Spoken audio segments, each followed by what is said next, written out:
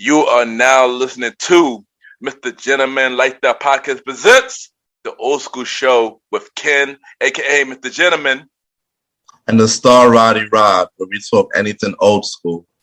True.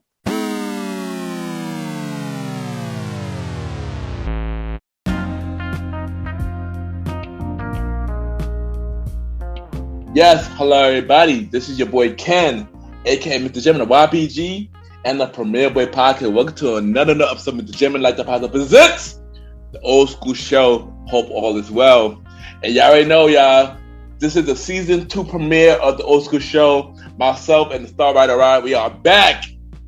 We have to be back, and thank y'all for supporting the Old School Show for season 1. This became a fan favorite. Everybody loved the show, and now we back for season 2 to bring y'all some more old school content.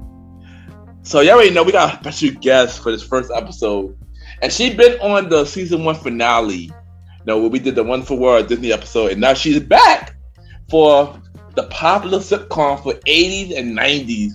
We got Miss Vanna B back on the show, and we gonna just dive in this episode. We have so much fun doing this episode, and y'all gotta relax on this one because this is a very long episode, y'all. Just like the Nickelodeon episode, this is a long one. So hope y'all enjoy. So y'all already know what to do. Sit back, relax, and I'll be right back. Season 2, let's go.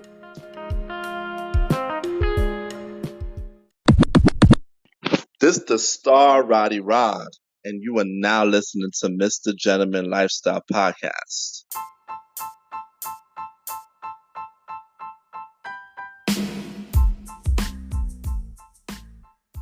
Hello, everybody. This is your boy Ken, aka MrGentleman, and I am the host of MrGentleman Lifestyle Podcast. And this commercial break is brought to you by MrGentleman Lifestyle Podcast. On MrGentleman Lifestyle Podcast, we interview many guests about their life journey, pretty much where they come from and where they at now. Also promoting their brands or whatever they're doing at the time they come on the show. We also have the host talk about personal stories about himself and everything that he's been through. And also we have fun conversation about anything music, anything old school, relationships, wrestling, and many more. And y'all can tune in to MrGentleman Lifestyle Podcast every Sundays at 12 a.m. We are also on every Thursdays at 12 a.m. for Spin-Off Series Thursdays, where we have all of MrGentleman Lifestyle Podcast spin-off series all in one day, where we have a conversation about music podcast every first Thursday at 12 a.m. The Old School Show with myself and the star Roddy Rod every fourth Thursday at 12 a.m. And we have Date Night Talk Podcast with myself and Miss Vanna B every second and third Thursday at 12 a.m.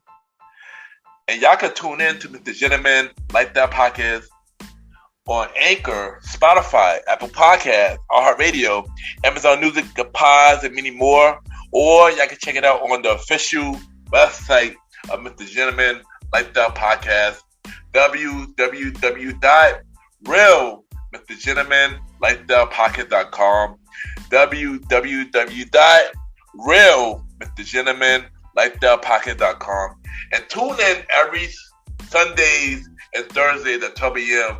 for MrGentleman Lifestyle Podcast. Thank y'all for tuning in to this commercial break of MrGentleman Lifestyle Podcast. Back to your regularly scheduled program. Cheers!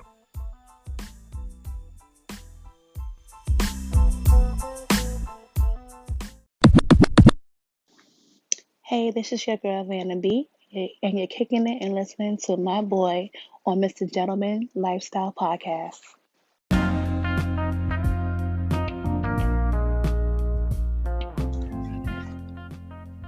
Yes, welcome back, everybody. Welcome back. And at the time, y'all already know what it is. This is the Old School Show, season 2 premiere, and we are back. We miss y'all. We really miss y'all. And I just want to say before we start, thank y'all for making this a fan favorite of MrGentleman Like the Podcast. So y'all already know I got my co-host The Star is back, y'all. We got the Star right. He's back, y'all. Your Star, welcome to the Old School Show. Yeah, what's good, y'all? You know, it's the Old School Show where we talk everything old school. Yes, you already know. And you know, we got our special guest. She is a returning guest. She was just on the season finale of the Old School Show, you know, the Disney episode. But now we got her back again. We got, I might see more, who knows? We got Miss Vanna B on the show. Welcome back, Miss Vanna B, to the Old School Show.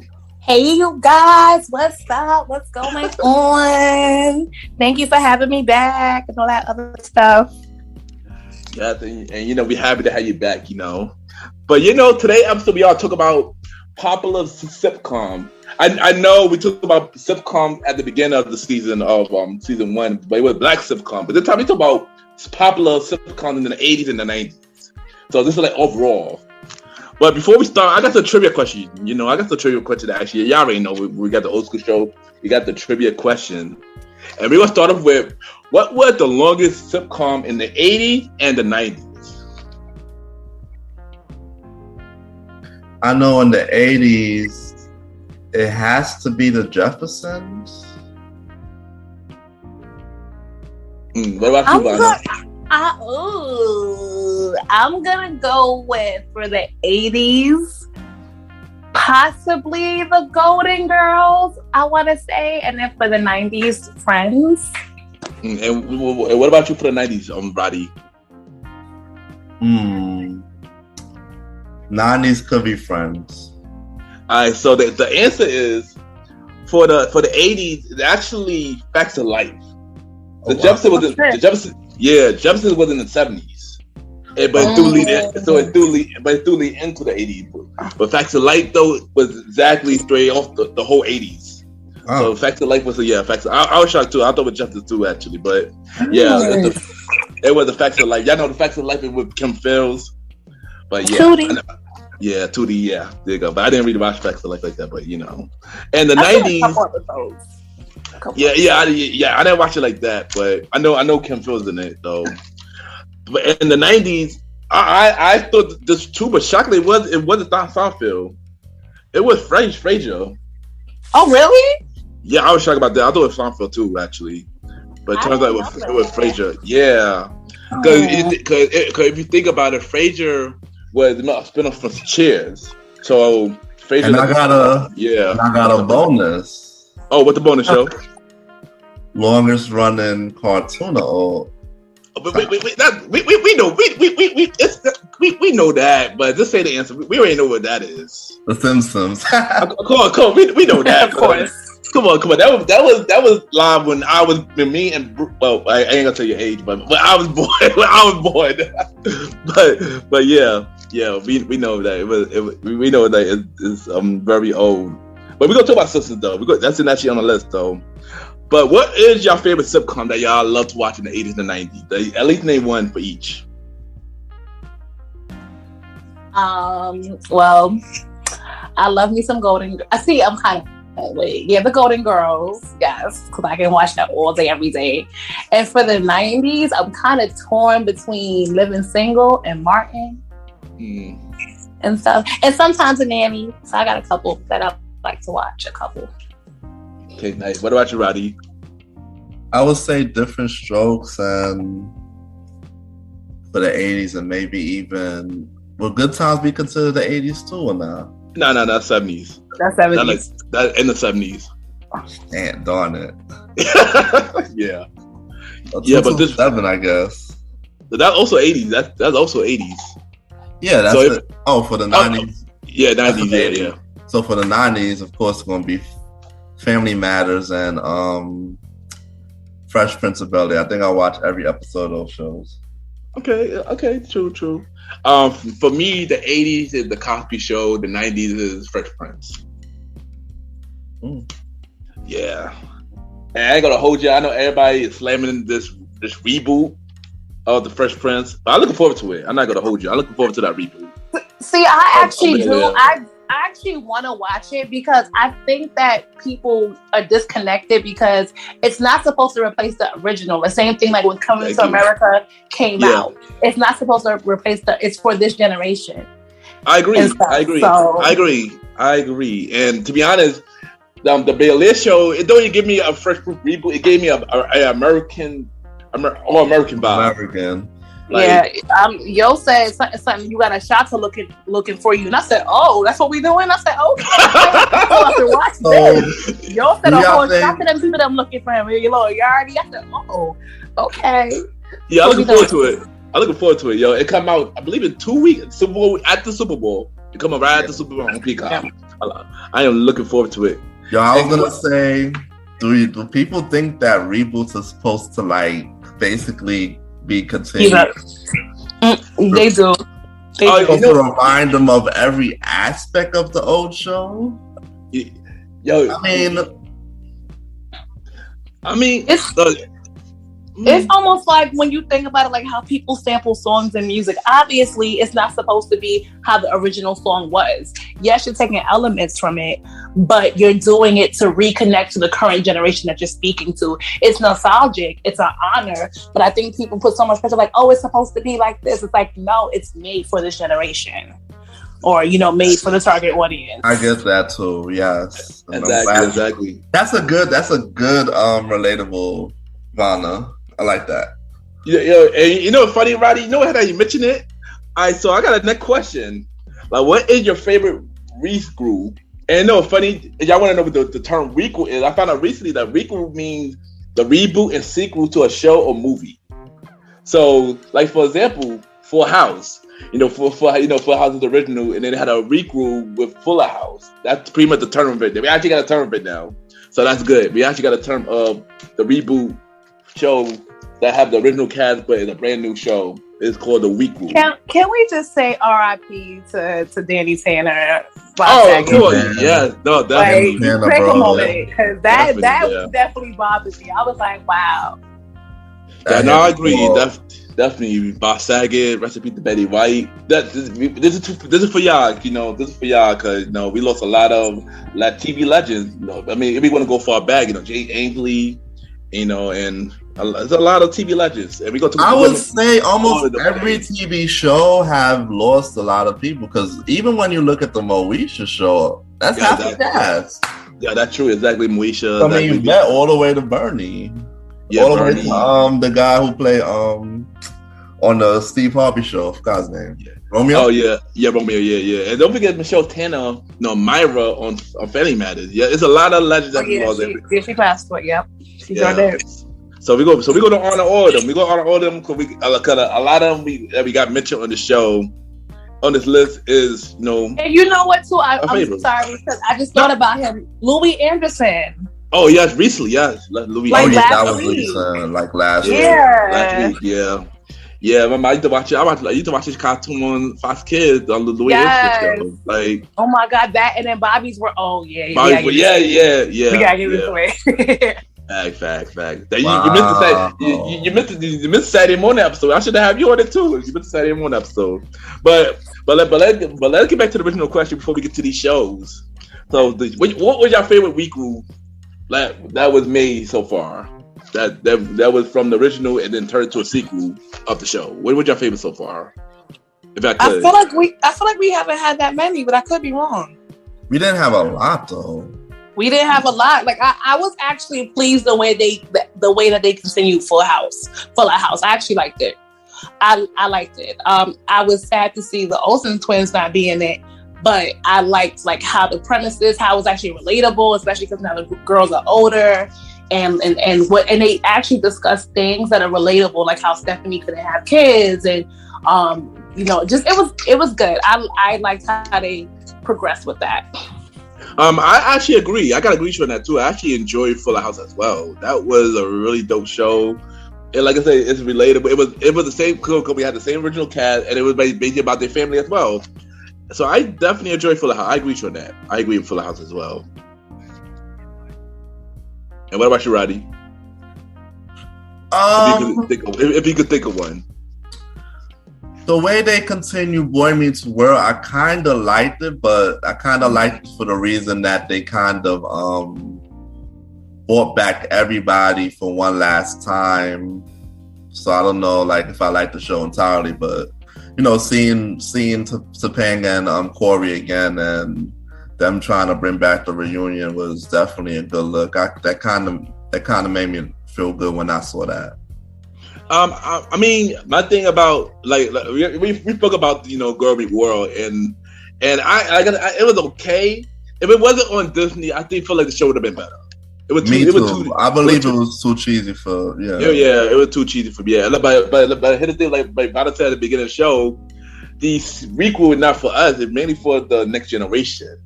So we can still take pride in the art. I mean, of course. I did watch a couple episodes. I'm not gonna lie. I mean, I definitely watched it based on when they had the nostalgic part. When they had all the nostalgic people, I definitely watched that. I ain't gonna hold you, but let's get to these shows. So we'll start with the 80s. Yeah, so we'll start with the 80s, and the first show we're gonna talk about is Different Strokes. Roddy, I think let Roddy go first. This is Roddy's favorite show right here. Roddy, you go first on this one. Man, I tell you, Willis and Arnold. It was so crazy, I like that show, because it's like, you got the two boys adopted by Mr. Drummond, and they come from a rough upbringing. I mean, even in the show, they still had a lot of lessons and a lot of episodes where, like, Arnold getting bullied and Willis, or vice versa. So it was definitely a cool show. That's all I gotta say about that one. Hey, Vanna, what about you? Did you watch Different Strokes? I think I've seen a couple episodes. I think it was cool. Like, I like the fact that it was something, again, like Rod said, that, you had two African-American young men adopted by, wealthy, Caucasian. Yeah, Caucasian man, and just seeing that dynamic and having those sometimes uncomfortable conversations, even back then, because we knew things were going on then. So I definitely appreciated, the lens that they took this show to do with it. And I ain't gonna lie, I did enjoy Different Strokes. I like the concept of the show with the two brothers living with Mr. Drummond and the family and stuff like that. I enjoyed it, but did y'all know that Kevin Hart did they did a remake recently, and Kevin Hart was like playing Arnold, and David Wayne were playing Willis. Willis. ABC did a special when they did that, and they did Facts of Life. They did coming live or something like that, and it's actually it's either on Disney Plus or it's on Hulu, because I started watching. Yeah, it was on both. It's on both. Yeah. So you can find it? Yeah. All right, cool. Yeah. Yeah, and I watched it. Even though I didn't watch Facts of Life either, I watched the Facts of Life version too, and both of them was really good. Kevin Hart he did his thing, Kevin Hart and David Wayne, they did their thing, doing that special. And the thing about it, I didn't even know that Facts of Life was a spinoff to Different Strokes. I didn't even know that. Me neither. Because the Miss Garrett, right? Yeah, because the Garrett was the one. But then even, and I hate to go backwards. Oh my Lord, I'm having a brain moment. What's the show with J.J. Evans? Lord, Good Times. Good Times is actually a spinoff of another show also. So a lot of these shows. It is. Yeah, if you Google, or I can try to Google it. Good Times is a spinoff from another Prime show that was back in the 70s, and they introduced Miss Evans, and then that's how they got to where they were. I didn't know.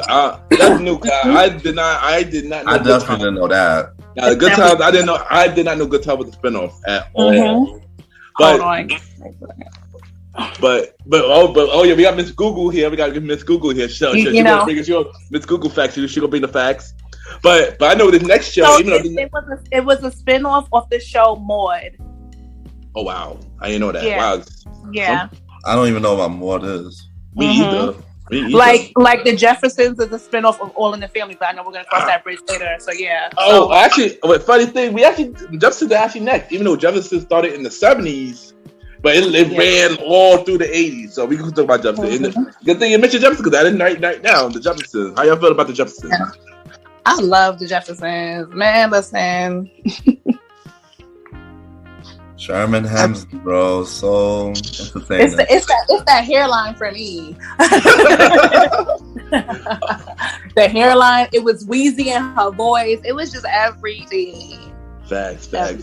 Yeah. And I know I mentioned this on the first episode of the Old School Show. We spoke about Sherman Hemsley, and I told him like he was a dude.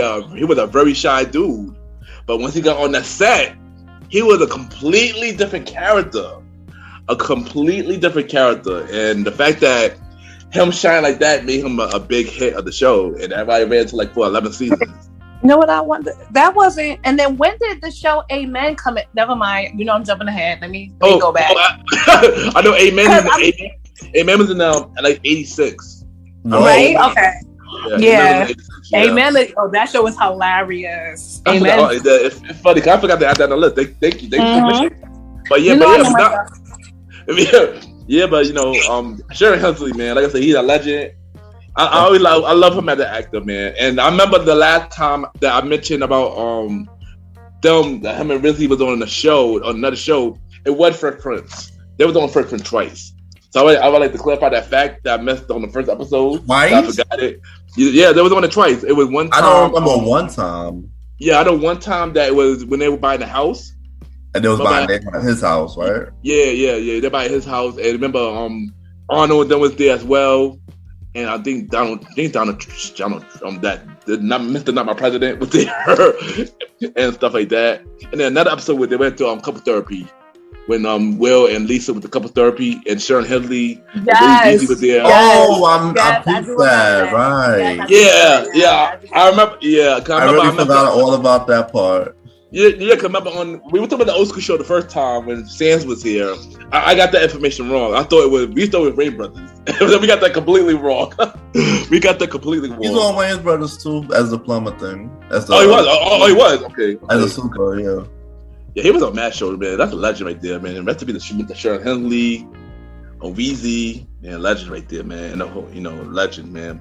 I love the Jefferson. I gotta hold you. I love the Jefferson. The theme song, though, oh my God, man, we got to talk about that theme song, though. G. Louise, man, I love that theme song. Bitch, don't fry in the kitchen. No, right? You're right.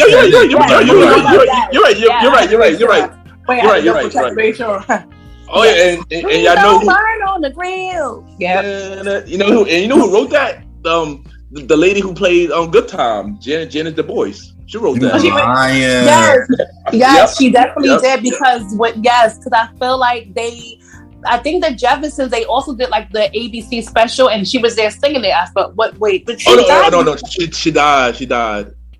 I think she died 2 years ago, I think. So I think she was a lot. So I feel like she sung. I could be wrong though, but don't quote me out. But yeah, I do remember that. I don't know. I don't know. No, Jennifer Hudson sang it. Okay. Jennifer Hudson sang it. But we're talking about that too. Jamie Foxx. That man. we got to talk about his performance because he killed it at Sherman Hemsley. We got to talk about his performance. Yes. And really, Jamie Foxx deserves his flowers, man. That man is a talented actor, son. Let's get that man his flowers, man. Jamie Foxx, man. Yes, gotta give him his flowers. That's big. And we're gonna talk about Jamie Foxx show later because it is on this list. But yeah, Jefferson, man. So next we got a cartoon for a sitcom, and this is like this is something like the Flintstones. But we got the Jeffersons. How you feel about the Jeffersons? I think Roddy want to go first for this. Nah, Jeffersons was cool. Well, Jeffersons was all right. Future. You got Elroy, and you got the Jane, and you got the father, and you got the big daughter. It was okay. I like the fact that I like the Jeffersons because the future just amazes me. All the stuff that they had. They had electronics. They had robots and stuff. So it made me really visualize what was really gonna go down, and maybe way ahead of us. And I like that. All right, what about you, Vanna? That show was false advertisement because it's 2022. We supposed to have spaceship cars. So it's coming. I believe it. That was all false advertisement. Like, I don't don't know if I really got into the Jetsons like that. Like once I did love the Flintstones, but the Jetsons I just kind of, it puts me to sleep if it's on TV. But oh damn! Here comes his mother. Yeah, that show is the reason why I have trust issues now because they lied. So they lied. Okay. The Justices. I mean, I liked it. I mean, like you said, I do like the Flintstones a lot better. But I do like the concept of the show about the future and stuff like that. And you're right. We are supposed to have flying cars by now too, and everything. But then again, we are having robots soon, so maybe it's not that far off. It's not that far off. But yeah, I'm optimistic that it will happen in another 10 to 15 years for sure. I believe it. I believe it. Because we do have cars where you could charge up now. That's true. Yeah, that's true. But are they flying? Is the question? No, no, I don't care. Okay, they don't fly. Okay, they don't fly. Okay, my name is Vanna B, and I support my message. Okay. Thank you. Hopefully we get some flying cars soon. Next show. Okay, we got the Cosby Show. How y'all thought about the Cosby Show? So I feel like this is going to be a rough topic. So I feel like.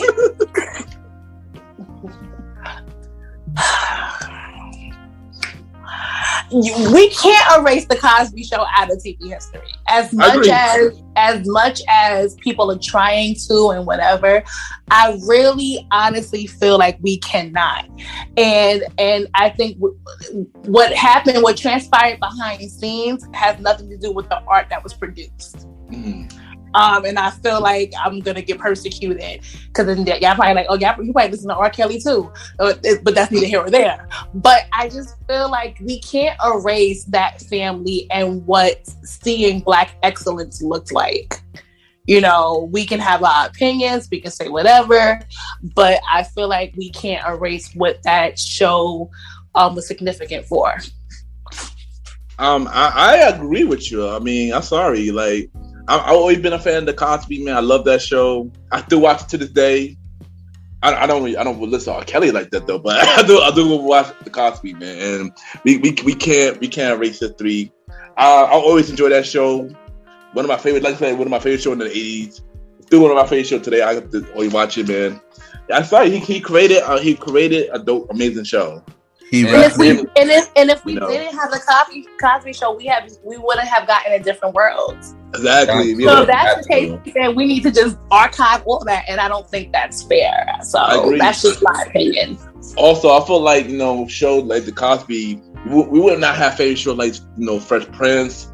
We wouldn't have favorite shows like Family Matters. We didn't even have favorite shows like Everybody Hate Chris. Which we would have Everybody Hate Chris, but Blackish. So yes, the Cosby Show inspired many family shows, and I feel like they would. Well, let me rephrase that. Many Black family show that was successful because we have Black family shows. Because I think that we had shows, and I'm gonna try to word this correctly, and so no one I offend anyone. I think that we had the shows that showed like so much of the hardship, but it was the unity of the Black family. But it was nice for once you have someone that's a doctor and the wife is a lawyer. She's actually working and they're managing a whole household. They have 3 kids, 4 kids, and you see the evolution. Like we needed that, in the midst of having, of course, the good times and everything. But it was nice to see something in another light for us. Thank you. You pretty much said it. You got the words out of my mouth. And not only that, the Cosby Show actually spawned so many damn careers. That's true. Yep, that's true. You're right. Very true.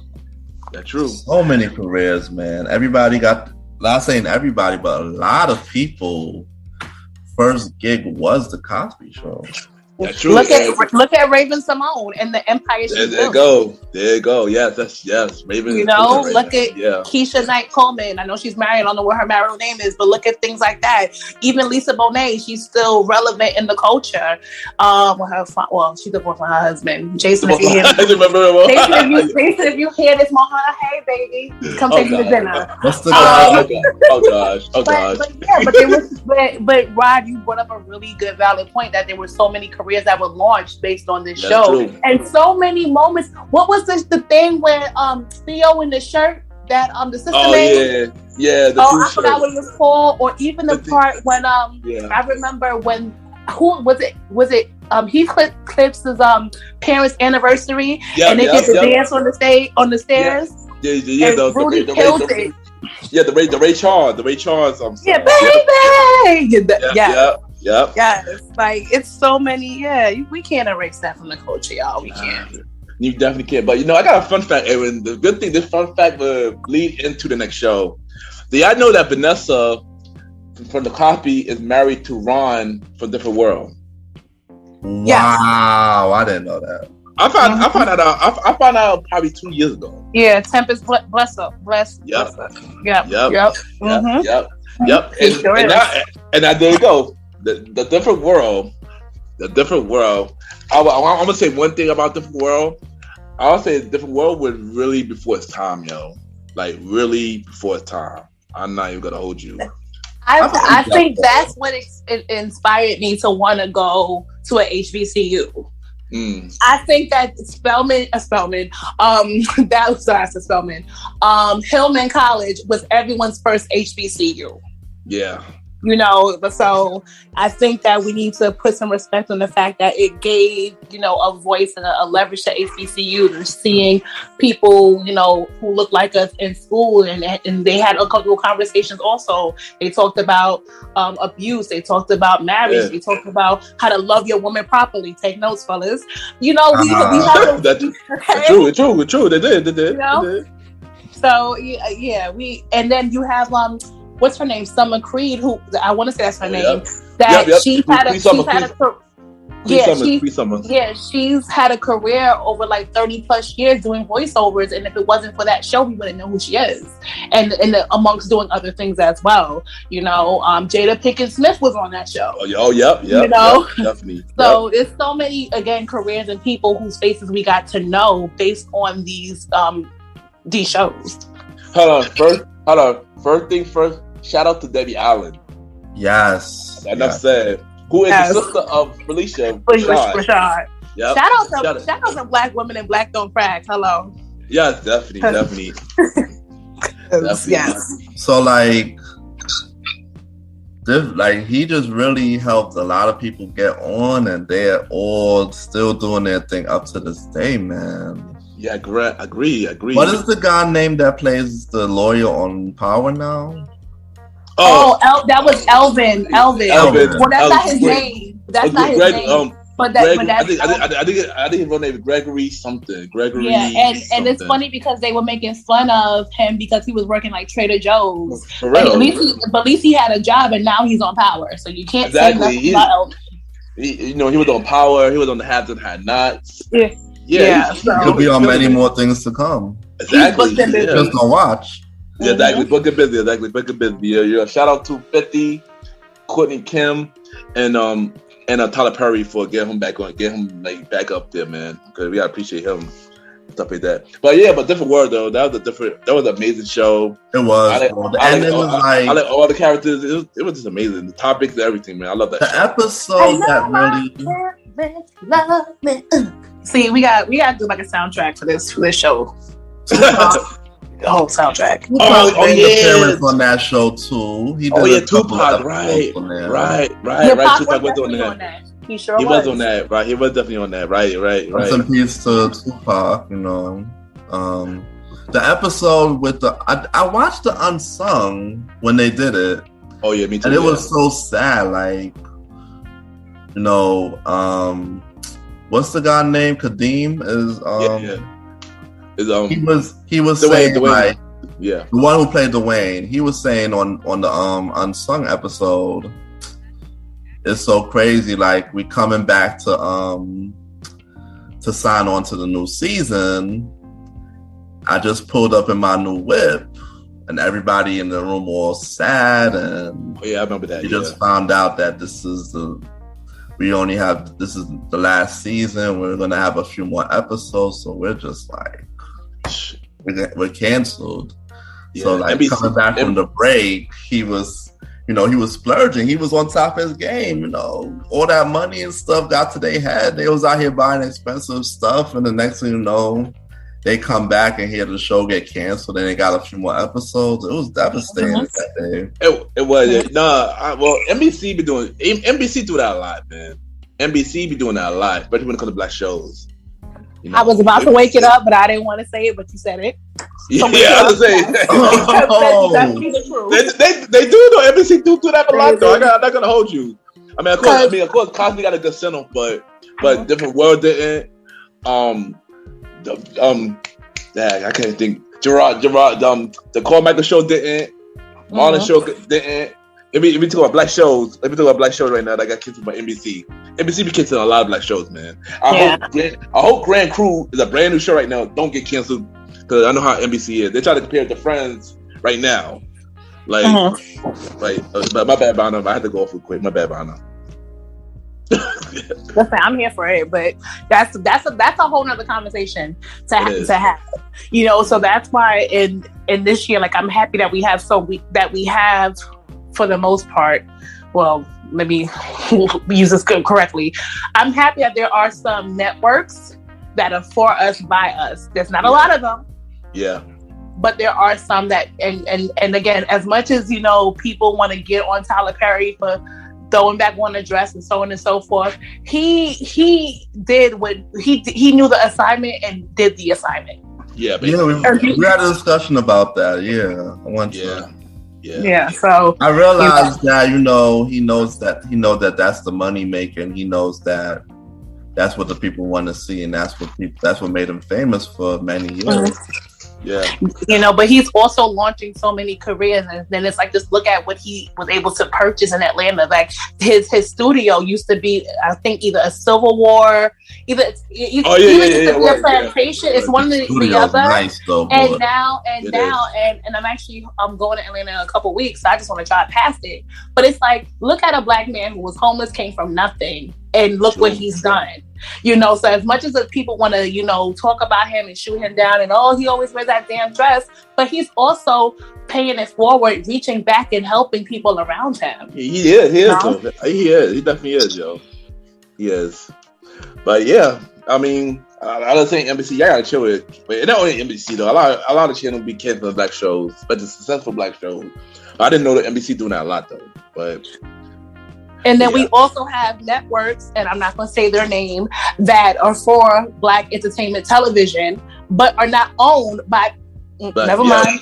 We get it. Next topic. You know what? We get it. Let me put it back to that, because it's just.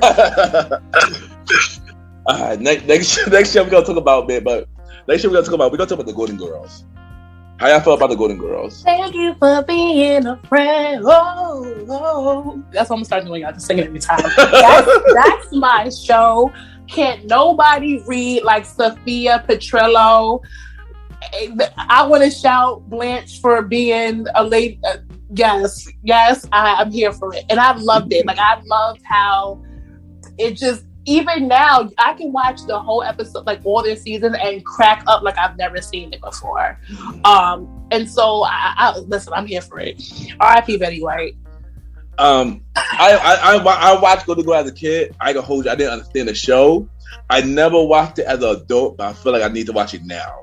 Yes, you'll definitely. Because there's certain things, like when I was younger, I didn't understand, like the episode when Blanche went through menopause, and I'm like, what is happening? What's menopause? And now I'm like, oh, that's what was happening to my mama when she was being crazy. I get it now. I love you, Mom. But I definitely loved it. I was here for it, and it's crazy that Sophia was actually the youngest out of all four of them, but she played the mother. Oh wow! Fun fact, if you didn't know that, guys. I didn't know. I didn't know. I thought she was older.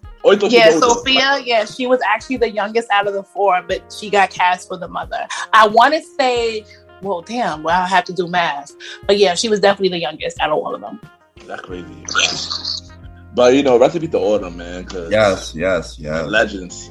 And of course, the legendary to recently Betty White. I'm upset that she didn't make the 100. Yo, I ain't gonna hold you, man. I was like, she was so close. She was, man. But best thing we could do that and appreciate her legacy. I will watch the Golden Girls at adult. I never watch that adult, so I am gonna watch it at adult. Yeah, so. And they also have a spinoff. So you do got a spinoff. They do got a spinoff. So if you've never watched, so Ken, I'm sorry. So the way that the show ends is that Dorothy ends up getting married, which is fun. Yeah, she got married to Blanche's cousin or uncle or something. So she ends up moving out. And then they end up like buying a hotel or something, and it becomes a golden palace. Fun fact, Don. Oh God! Yeah, I know the actor John Cheetah. Don Chino. Well, I can sound like that. Yeah. Yeah, the actor. He's actually in that show as well. Oh wow! Golden Palace. Yeah. Oh wow! So if you watch the Golden Girls, there are a couple people that pop up. Like George Clooney was in the Golden Girls. There's been a couple like people before they were like well-known stars who actually had little pieces in that show as well. Like that's also on Hulu, y'all. If y'all don't have, y'all want to watch it on Hulu. Hold on, question. What channel was Golden Girls original? Was it on ABC or NBC or what? I try to remember. I don't know because I started watching it when it was on. I feel like Lifetime. I don't know, but I know it's always on Lifetime television. I feel like it was the ABC originally, but I feel like it was the ABC. But let's see. You know me. Let me do my little let's do the Google factor quick, and then we'll go to the next show. So yeah.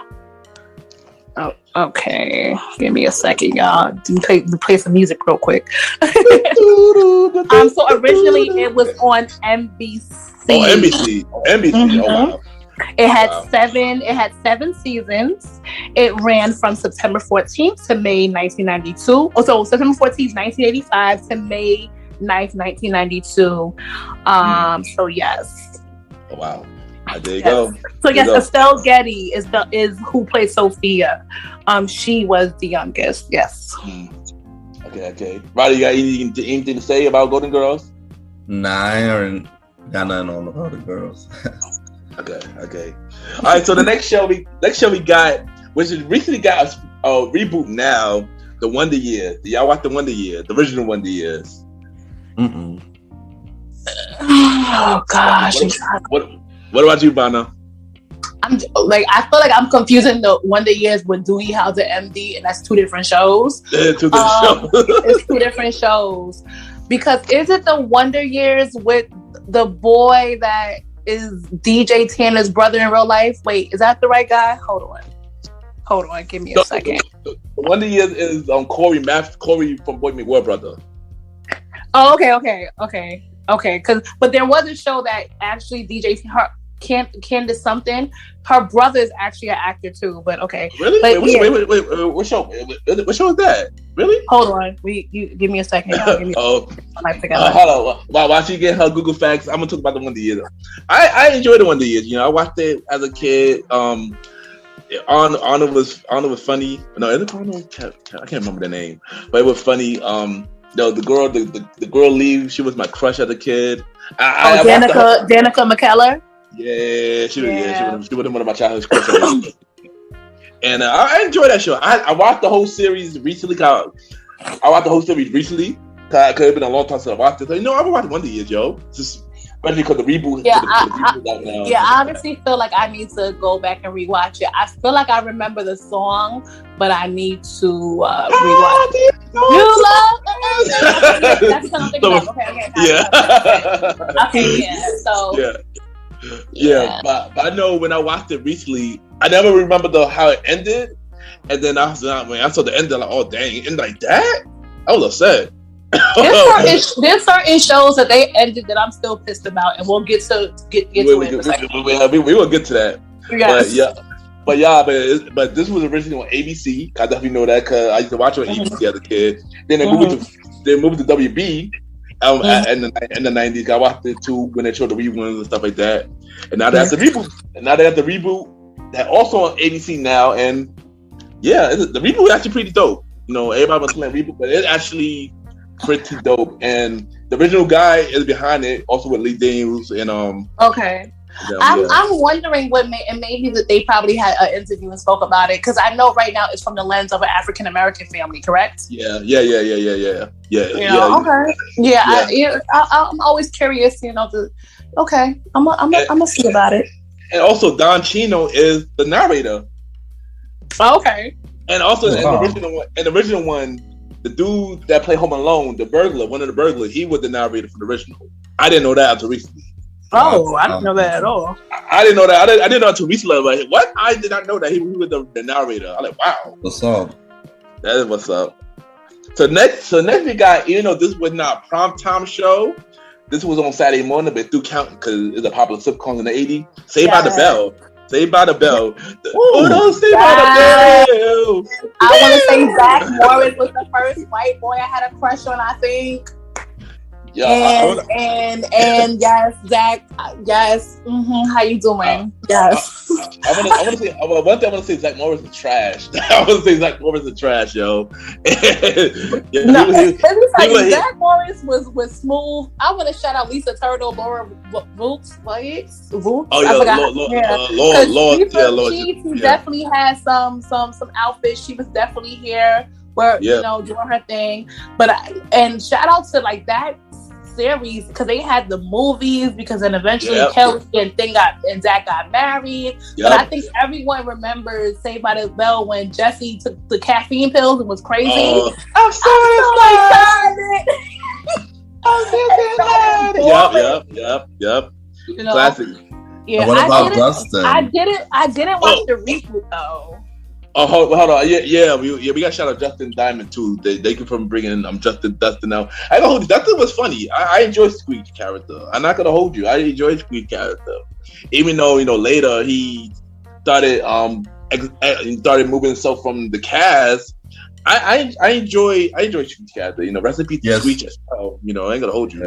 Rest in peace, Squeak, bro. I remember I used to watch that show and just enjoy watching everybody on that show. Like it was a cool show to me. I really enjoyed it, and I tuned in. And I always wanted to go to the Mac. So also, side note, y'all, if y'all Google, they actually have Saved by the Bell, like a pop-up like thing that goes to different cities, and you can actually sit and eat at the Macs, and they like kind of recreate. Yeah, so they actually recreate like different scenes or like that we'll remember. So it's actually really dope if you Google it. It's an interactive experience. They have one like that for the office as well. So yeah, side note. So I gotta do my I'm about to drop my facts. So the first original show of Saved by the Bell was called Good Morning Miss Bliss, and originally the show was not about the students; it was about the teachers. What? I would have never watched it either. Imagine this was on Disney. The first version of the show was on Disney originally. I believe it was on Disney Channel. Then they realized the show wasn't working, so they changed the whole show. The concept. They changed the whole concept, and that when they came over with Saved by the Bell, which was focused on the students that took away all the teachers. And you know what? I kind of feel like that was one of the first shows. So shout out to Mario Lopez. I don't know how I feel about you because I heard some stuff about him a couple weeks ago. But shout out to Ace Slater for his fine self back in the day. Hello. But I feel like that was one of the first shows, and I could be wrong, because y'all remember like they would have scenes and then everyone would pause and Zach would speak to the camera and then go back to the scene and stuff. And shout out to the Zach Morris phone. Like that phone was epic. I always wanted one of those. Like you might be right. I gotta think about that. You might be right. Like that's one of the first shows that kind of had where they break the fourth wall. They actually speak to the camera, because remember this is being recorded in front of a live studio audience. Yeah. Because shows don't do that anymore, and I think that's kind of something that we're missing. Well, not missing per se, but it added a special element to these shows. I think you're right. Yeah, I think you're right. I think he probably was. I think this was the first. I think. Yeah, that was one of the first shows to kind of break the fourth wall, and he stopped and addressed the camera and so on and so forth, and then the shows kind of started picking up on that. Yeah, and then after the normal Saved by the Bell series, of course we had the movies, and then we had the college. Saved by the Bell College, which I do remember the college, yeah. Which was prime time, and they only had one season because that got canceled. But they also had Saved by the Bell New Class, where they had the whole new students, and Mr. Belden was through there, and then later in the season, Screech came down to help Mr. Belden as a assistant principal. Yeah. You know what my issue is though? I think shows like that, and I don't know if anyone else has this problem. It's like once I watch a show and I'm invested to the cast, I don't want to see anybody else. I agree. No, I agree. Like once somebody leaves, they move, they die, they something. I don't care if it's your cousin coming to. No, I don't. You lost me and stuff. So I need to work past that. And I You're probably not the only one because. Yeah, Facts be known that once a favorite character leaves or dies, a lot of people just exit the show. I agree, and I'm not gonna hold you. I get like That's that. The downfall of a lot of shows. Yeah, I got like that when it came to Degrassi, even though it's literally 2000. But I got like that when it came to Degrassi. That's an honorable mention. Can't wait. I know. Yeah, I mean, well, they did have a series in the 80s though. But the Degrassi I was talking about, it's in the 2000s. We can't talk about it. It did not fit in the episode, but shout out to you, Aubrey Graham. That was Jimmy in the wheelchair. We're gonna talk about that in the future. I'll bring it back for that. Okay. But Saved by the Bell is a dope show. The reboot, I started watching the reboot. I didn't finish the reboot, but I know most of them came back in season 2. They brought back Lisa, and it's very crazy because they had an issue with Lisa too, but she came back for the reboot. All of them came back, I heard. So I haven't watched the episode yet, but I watched it. Yeah. Oh, maybe I think that's on Peacock. It's on Peacock. Yeah, everything on Peacock. Yeah, another subscription for me to buy. Yay, joy! Thank you guys.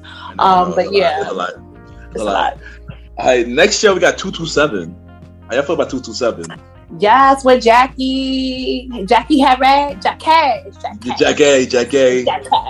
Because I feel like everyone had their grandmama was like the old little lady in the window, always looking.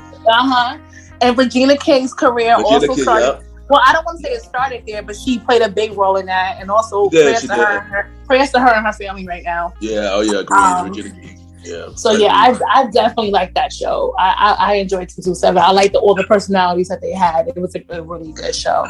I mean, I watched 227, but it's one of those shows I didn't watch like faithfully though. But I did watch 227. I did like the characters in the show. Yeah, I enjoyed 227. I might have to watch it more. I need to watch it. I probably gotta watch it more now. Like in this, as an adult though. I gotta watch it more. 227 was alright for me. I watch it every now and then if it's on TV or not. It's not my top tier show that I go to, but if it's on, I watch. It's cool. Jackie A, seeing her on there, And I forgot that Countess Vaughn was on there too. I forgot. Yeah. She was definitely because she played Brenda's best friend, I think, or something.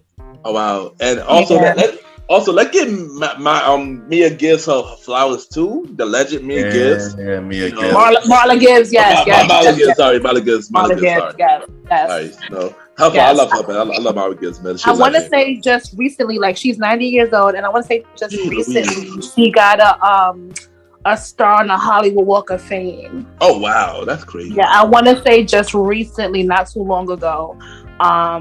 Yeah. That's crazy. Yeah. Next show we got, and we already spoke a little bit about it already. We spoke about the week rule about the show, but let's talk about a Full House. Let's talk about Full House. Y'all do your thing real quick. But how you feel about Full House?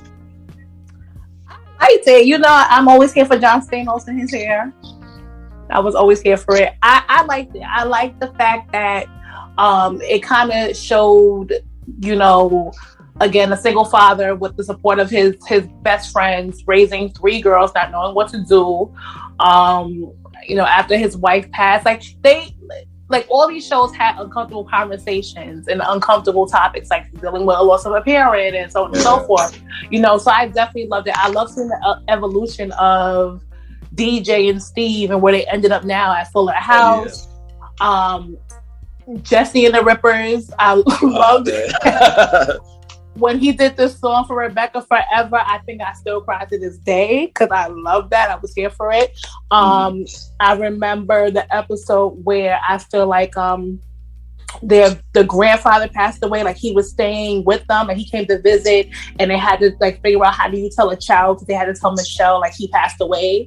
Like there's certain things that were like monumental, you know, that this show did, and I loved it. I was here for them, and I always wanted a golden retriever. And if you can actually me too. You can actually visit. So I did years ago when I went to San Francisco. You can actually visit the house. I don't think you can go in. I actually drove past it and took a couple pictures. So you actually can go see the actual house. That's what's up. That's dope. Yeah. I'm not gonna hold you. I love Full House. Full House was one of my favorite shows. I used to watch it every time it came on Friday night on TGIF on ABC.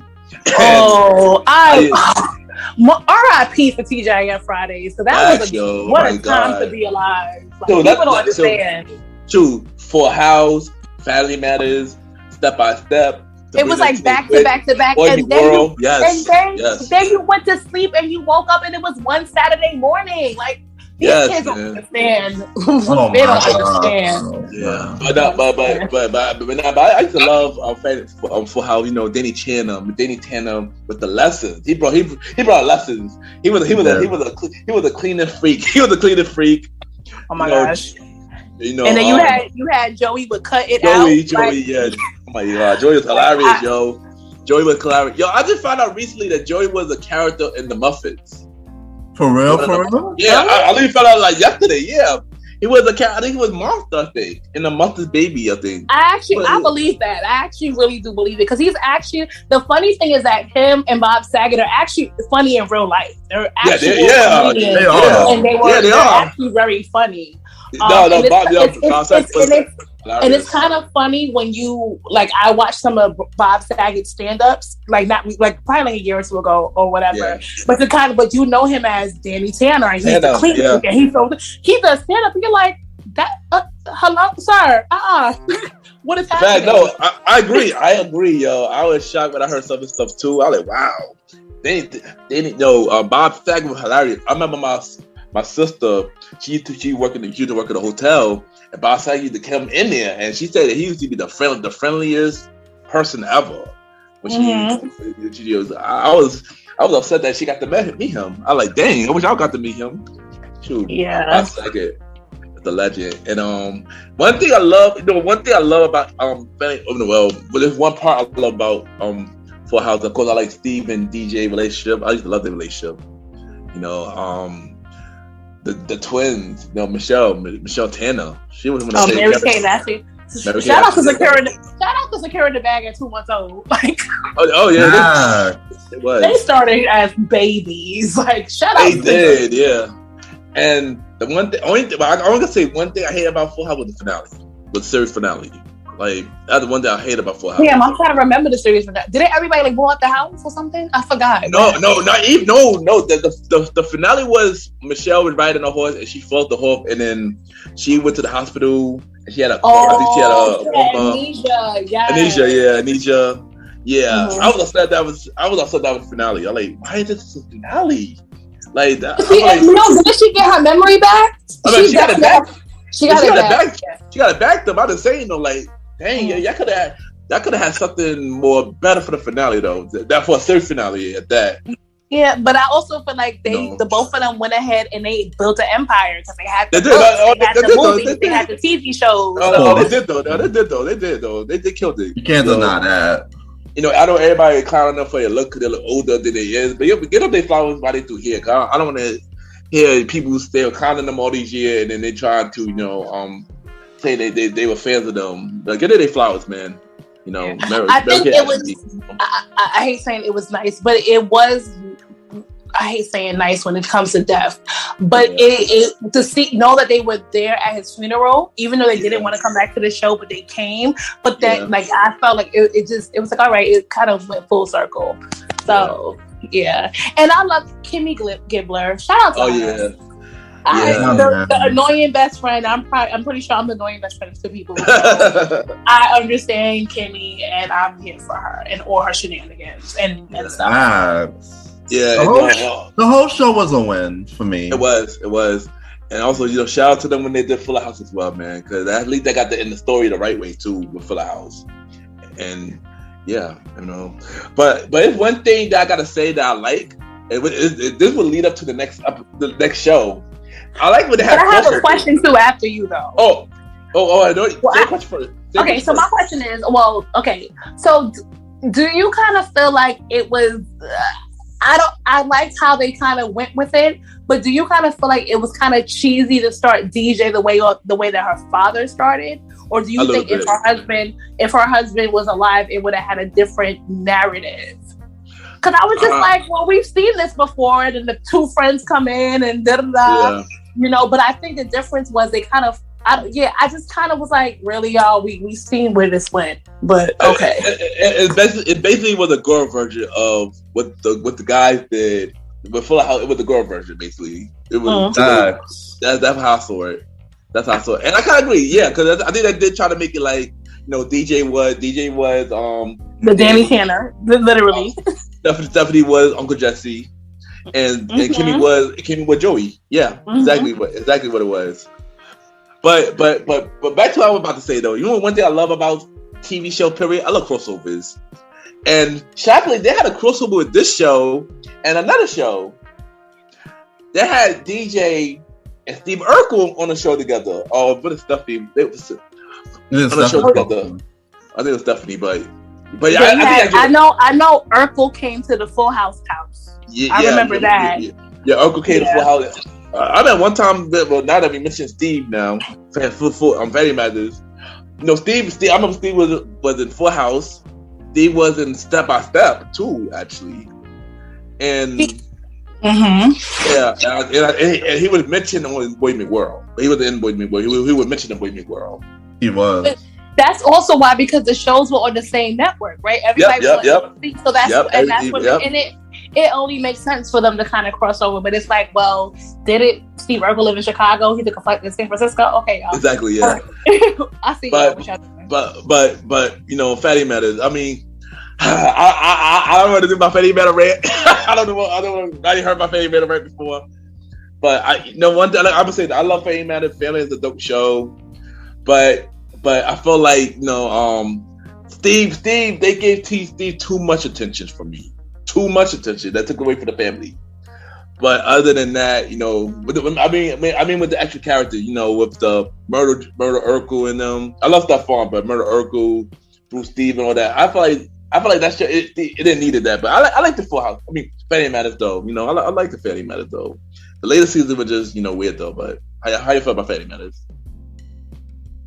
Family Matters was great. I love Family Matters. I watched all the episodes, all the seasons.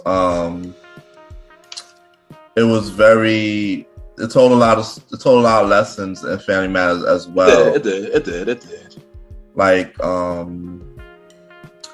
Laura was dating all these jerks in school, and then at the end she finally gave Steve a chance after Steve was trying to get at her for the whole time.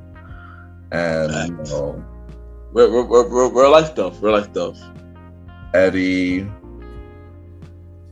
being a ladies' man, and he ended up being a cop, just following his dad's facts. And of course, we had an appearance by Orlando Brown on there. Yeah, he was adopted kid. Yeah. And then the guy who played Richie, he ended up getting to be on soap operas. Like, it's crazy. How these shows really mold these people, and then after the shows end off, where they go. But Family Matters was great. I give it a 10 out of 10. I'm sorry, I can't. Yeah. I mean, like I said, I love Family Matters. Later season was questionable. I wouldn't give it that high. I would probably give it like a 7-8. It wasn't a bad show, but I just feel like they should have focused on the family more. That was my only issue. But don't get me wrong. I do have some favorite episodes on Family Matters. A lot of favorite episodes on Family Matters. I do like the whole Steve and Laura arc in the later season, though. That was actually one of my favorite part of the show. Every time he changed in the time machine, I got excited, and I loved all that stuff. So that's more of why I love Family Matters more. I mean, when I watched it as a kid, of course I loved it. But when you watch it again as an adult, you're like, it's good. It was a good show, but it was some things I guess questionable for me as an adult. You know? Yeah, I don't think. Yeah. I don't think I would enjoy it now because when it was airing, we were kids. Exactly, we enjoyed that as kids. Exactly, but you know what? But Vanna made it kind of quiet. Vanna, how you feel about Family Matters? I would like to say shout out to Journey's Smollett, who played Michelle's best friend. Yes. I'm butchering her name today, but it's okay. Because yes, she definitely. That's the first time I ever seen her. But she was also in Full House too. She definitely was in Full House. Yeah, she was in Full House. Yeah. Because her and Michelle share some chips. Okay, yeah. So here we go. So yeah, I actually liked it because I liked seeing the fact of, again, another successful African American family, a blended family, because you had, Rachel, who was the sister of the mother, and she was she's a single mom raising her son. She had Rachel's place. Who else? We had, you always gotta have a grandma there because grandma was a thing. Grandma, man, I love her. Why was Judy always in her room? Well, apparently, we just drove outside. She went up there and never came down. She never came back down. She never came down. She stayed up there for real. But I do love it. I love that they had Waldo. Waldo. He was like our Cole before we met a Cole, and I love it. Yep, that's definitely true. So I was here for it. I loved when Stefan Urkel. I'm here for it. But I don't know if you guys ever watched. He was a smooth brother, man. He was very smooth. But I don't know if you guys ever watched his unsung episode and how they kind of his character wasn't supposed to be the main focal point. Yeah. On the crowd's reaction and stuff, that's how they kind of pushed him to be that person. But Urkel's that never give up on your dreams. If you got a dream girl in your life, keep it pushing. No, for it, because he will.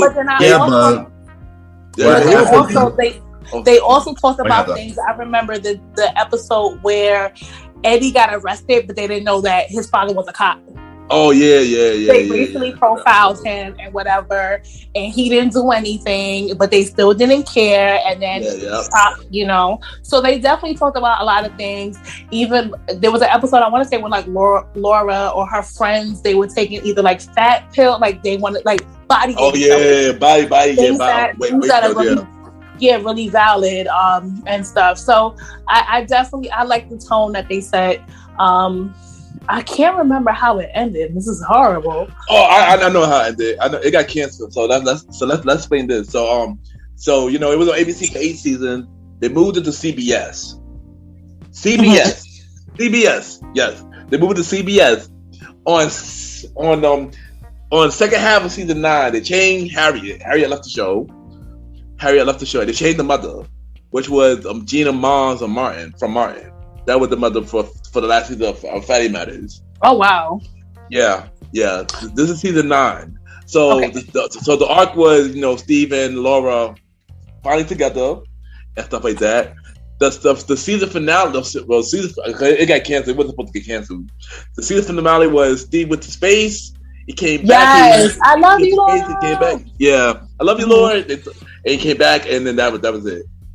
So originally, it wasn't supposed to be season 10, but it got canceled due to low ratings. They canceled Family Matters and Step by Step at the same time. So I actually have a fun fact about. I don't know if I should save it for the other show, but I have a fun fact about a show related to Family Matters. I guess you talk about that, baby. Yeah, when we get to No, I'm not. Oh well. What show? So I want to say, if you look closely, and I had to watch it a couple times. I'm gonna watch it tonight too after we're done recording. But if you look at the pilot episode of Living Single, I'm pretty sure it's damn near the same exact set from Family Matters. Really? If you look at the pilot episode, and yeah, it looks damn near like the same episode. It looks like Family Matters. I actually put up a picture just now. It is the same exact set they used for Family Matters. So there's a fun fact about Family and Living Single. So it's actually the same set for the pilot episode of Living Single. Interesting. We're gonna talk about Living Single too a little later. But one thing, I think y'all know about this. Cause we spoke about this. Family Matters was a spinoff to the show Perfect Stranger, where Harriet was on Perfect Stranger. She was the elevator later. Elevator later. Huh? Isn't that how they show how the two of them met or something? Yeah. Mm-hmm. Yeah. So she was the elevator later, and then they brought her into the show.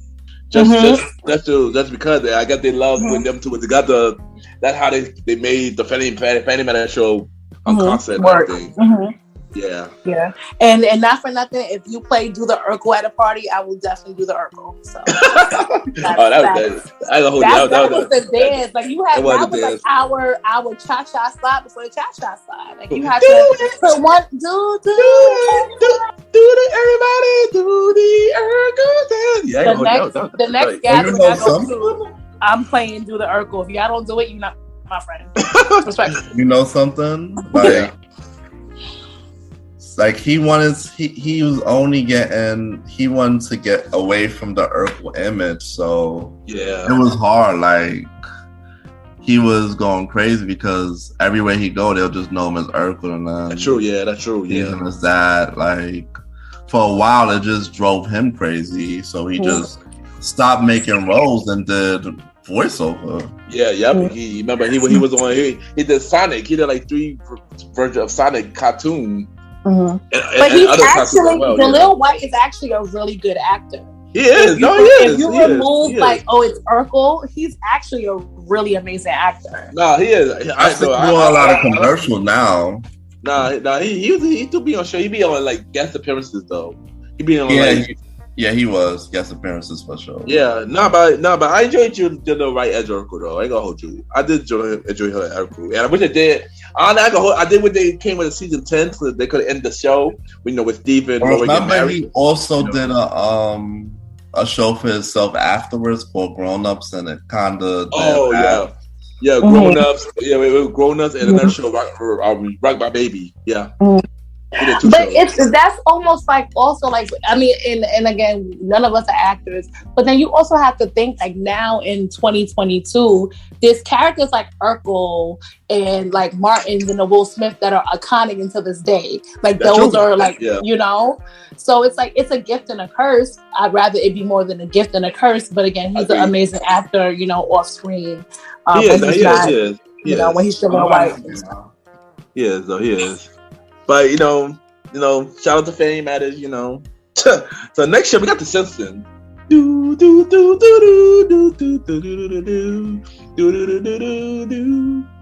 And to this day, this show is still on to this day. This show is still on to this day. And I have a confession. What happened? So as a child, I kind of watched it, like a couple episodes maybe, but I really didn't engulf myself in The Simpsons until we went on lockdown in 2020. And it's on is it Disney Plus? It's on one of those platforms. It's on Disney Plus. It's on Disney. All the episodes on Disney Plus. Yeah, so the later episodes on Hulu. So I didn't engulf myself until fairly recently. So I'm here for it. I want to go to Universal Studios and go to Simpson Land and have a big ass donut and go to Moe's Beer and drink one. So yes, but their predictions. On point. Be on point. Gee Louise.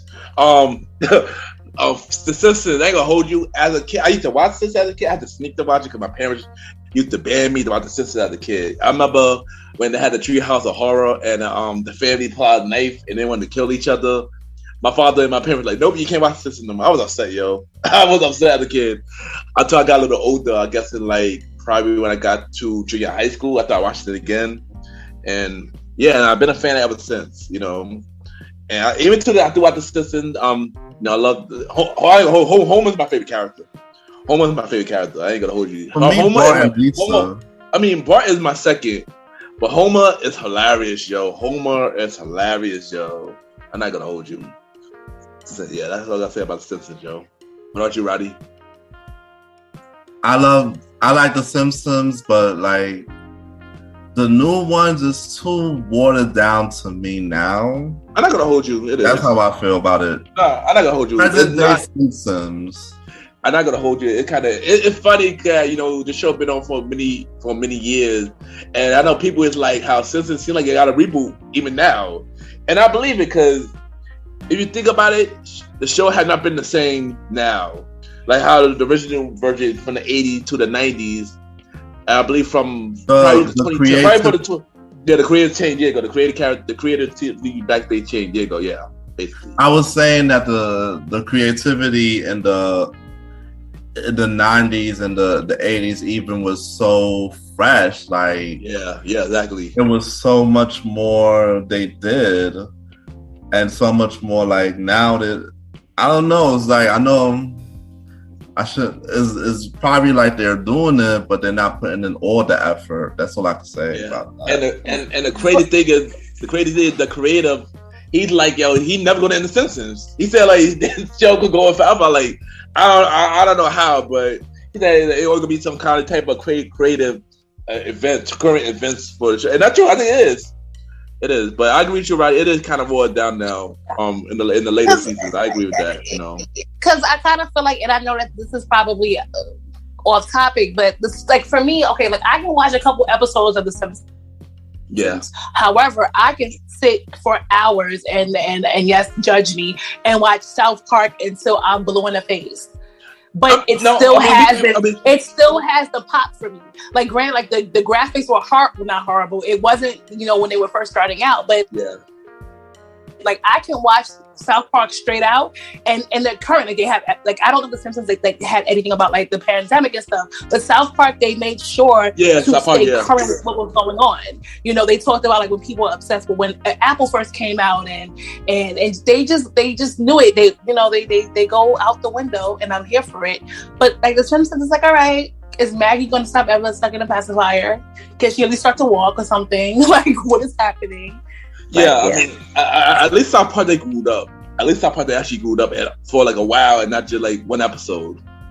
So yeah, I agree. Yeah, we can talk about South Park. South Park was made in the 90s. Shockingly, even I didn't watch South Park in the 90s. I watched South Park in the like 2000s. But yeah, so yeah, I didn't have cable in the 90s about South Park. So yeah, I didn't have cable. It's crazy. I didn't have cable until like the 2000s.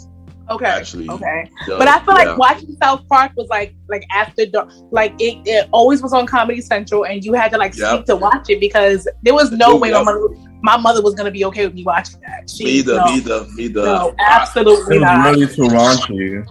Yeah, very raunchy. Yeah, very raunchy. But very raunchy. But my song is Kyle's mom is I love it. Yes, South Park. But the next show that we're about to talk about, I couldn't watch it as a kid either. I watched some episodes. I can't really talk about this much. It's Married with Children. How do you feel about Married with Children?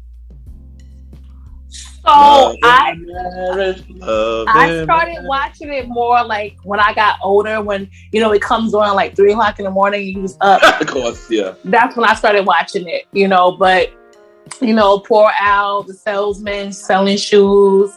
He just wants a bear. Peggy can't cook. You got the pretty, you know, it was what it was. I guess it satisfied somebody's needs, and that's that. Thanks. Like I said, I didn't watch it as a kid. I watched it a little bit, got older. I mean, I didn't watch it faithfully. I mean, it was an eye show, you know, pretty interesting, and yeah. I don't say much to have much. What about you, Roddy? I didn't really get into it. I'm sorry. It just wasn't for me. So what about Growing Pains? Probably about the end of the 80s. We probably about the end of the 80s. This is crazy. What about Growing Pains, y'all? Vanna God. Vanna, did you watch Growing Pains? I'm sorry. That's a. I think I've seen. Wasn't that when I'm lost without you? Robin Thicke's father, right? Yep. Robin. Yep. So I've seen a couple episodes, but I wasn't a hardcore watcher of it. No. I ain't gonna hold you. I did watch it. Alan Thicke. He died. Alan Thicke. Yeah. Alan Thicke. Yes. Yeah. Recipe to Alan Thicke. Yeah. I watched this as a kid as well. Kirk Cameron, Alan Thicke. That's DJ's brother in real life. Oh yeah. That's her brother. Yep. There you go. That's her brother. Kirk Cameron. Yep. It is. Mm-hmm. Yep. It is. Mm-hmm. Kirk Cameron. There you go. Kirk Cameron. Mm-hmm. There you go. Yeah, but wow, I didn't. That's news. I forgot about that. I forgot about that. I actually forgot about that's that. That's her brother. Because there was actually an episode where he played himself on Full House. Yep, he did. Yeah, I remember that episode now. Yeah, I remember that episode now. Her brother. Mm-hmm. Yeah, but I actually like this show. I like the show. Like I said, it's been a long time since I watched it, but I like this. I like this show. Recipe to Alan Thicke, though.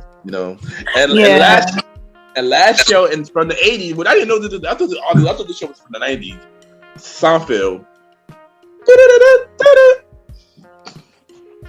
Your theme song. Sorry.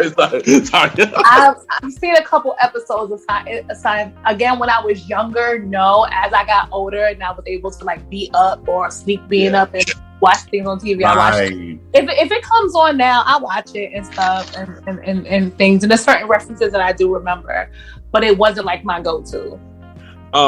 Agree. I didn't watch it when it was on, but I watched it after the fact. And when I watched it, this is pretty funny. I'm not gonna hold you. Jerry Seinfeld and that whole character. Yeah, I mean, I enjoyed it. And but all the episode is on Netflix now. Wow. Netflix brought it. Yep, Netflix brought it. Netflix is securing that bag. Back, yo. Because they have a lot of old shows on there on Netflix now, so they're securing the bag and paying people for these episodes. Yeah, residuals. Facts. But now we're gonna dive into the 90s, and I'm not gonna hold you. The 90s got a lot of amazing shows, man. Gee Louise. So let's get to it because it's gonna be a long episode, y'all. Let's talk about Fresh Prince. Man. Recipe Uncle Phil. One of them first. I got so much to say. James Avery. Go ahead, Ryan. Go first, Ryan. Let it. Go ahead, King. Go ahead. First thing first, recipe to Uncle Phil. For real. You too, Roddy. Everybody say you ready to recipe to Uncle Phil, man. Rest in peace, Uncle Phil, bro. Thanks, yo. But the Fresh Prince, though, man, that is a legendary show, man. Like different. The style. First the style. Like when Will came with the styles, man. It was mad funny. This is one show, like I said, one of my favorite shows from the 90s. I go watch this show all the time, even to now. With Father Rivera, man, Carlton. Oh, Father Rivera, yeah. Father Rivera, of course. Tatiana Ali. My other crush, Tatiana Ali. I don't know if you guys know this, for me, the scene, and I think everybody cries no matter how old we are, with the scene with Will and Uncle Phil about why he was hit by his father. So y'all do know that they went off script and kept recording. None of that was ever. I didn't know that. None of that was ever. I knew that. There was a part where it ended, but they just kept going and they kept recording it. And so that was him kind of just letting things out. So like that episode, always be replayed. I'm crying thinking about it. The one when Carlton was called a sellout, there was show clips for that too. When Carlton was called a sellout, that there was show clips of that one too. Oh, okay. But again, like as far as you got to just think, even now, and I work in the educational field, so I can say this, that even my students now, some of the things that they wear, I'm like, I know this. How do you know this? Because thankfully, people they're watching the shows. They know what's what. And I think that there's certain shows in the '90s, whether it was Fresh Prince, Martin, which we'll discuss, that was so influential. It is influential. Sorry, y'all, on the culture and what we wore and how we spoke and what we and things of that nature. We all remember Jazz always getting thrown out the house. Thanks. Hillary was but we had to love a black girl in luxury, had to love it. Facts. And I love seeing when they did the reunion 2 years ago. Oh yes, I love seeing more than anything the two Aunt Vivs say. I love seeing Will and the original have that conversation, but seeing them together was like wow. It was amazing. It was amazing, yo. Yeah, no, it was amazing. That was amazing, y'all. And Hillary, I love you. Like, what's up, Trevor? Like, why, sir? Why did you? Hello, what happened? But first thing first, go back to that scene about the Will Smith and Uncle Phil. Yeah, that scene was always touched me every time I watched that. That scene always was deep. Also, if you don't cry when you watch that, then you not. I got emotional. That was sad. I got emotional. That's sad, bro. Another scene that touched me when Will got shot and Carlton want to get revenge. Oh, Carlton blamed himself. And Will was like, "Yo, give me the gun! Give me the gun!" That's I remember that. That was that touched me. Also, what Roddy mentioned about on Carlton, the sellout, when the dude who he was trying to get into the frat. And the dude was like I said, that's another scene. Like I love that scene too. I love Will Smith. I love Wasn't it like they said that Carlton wasn't black enough or something? Right, they did. I remember that actor, and I like him. And I remember watching that episode. Like, you're not black enough to be in this frat, or so on and so forth. And then there's the conversation of, well, how do you prove your blackness, or what makes you black enough? Why is it? It was almost like in retrospect, it was like, what is the issue with black people in luxury, not luxury per se, but being able to afford a lifestyle? Why does that make up as less than as someone else? I'm not going to put race on it, but just as someone else. Yeah. But also when you mentioned about the reunion, I love to see. I love the fact that they got closure and they made up. I love that too. And she just, all these years, she just want to answer that. And I'm happy that she finally got an answer. She finally made up. And now he supported her a lot more now. And she back on doing other roles. I'm happy. And yeah, I'm happy, And not for nothing, I feel like the original Aunt Viv, we remember the day that she danced her ass off in front of those other girls. Like, for me, again, and this is like when I think of Fresh Prince, I think about a lot of episodes where I remember Aunt Viv hitting the everybody and hitting okay. Yeah, like what Like one thing, like I love both on Viv. I feel like the original one was like more of the strong black woman and that could do anything. And by the second on Viv, she was like more laid back. And nothing wrong with her too. I like her, and nothing wrong with her. But she was just too laid back for me. It didn't give me that same. It didn't give me that same energy. Mm-hmm.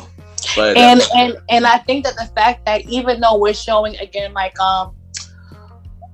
Family Matters, because I don't remember if the Cosby Show touched on things like that then, but the fact that even though yes, this is a wealthy or influential African American family, they still have real life issues to deal with. Again, like you said, Will got shot.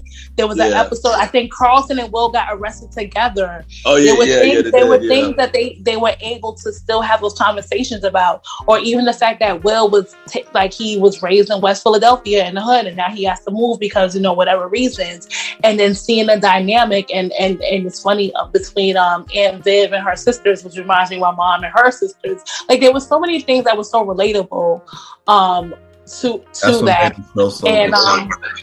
And I felt was John Amos's Lisa's dad? I feel like he was. Yeah, he was. He was.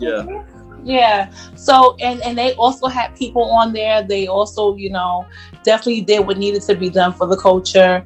So yeah, love it.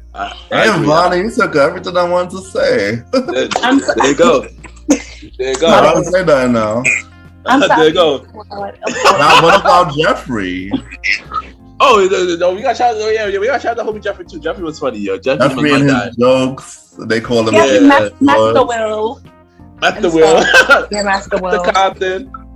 With the Uncle Phil. Yeah, I love Fresh, yo. Like I said, watch it anytime, man. Me too. Yeah, I can't wait for the not even a reboot.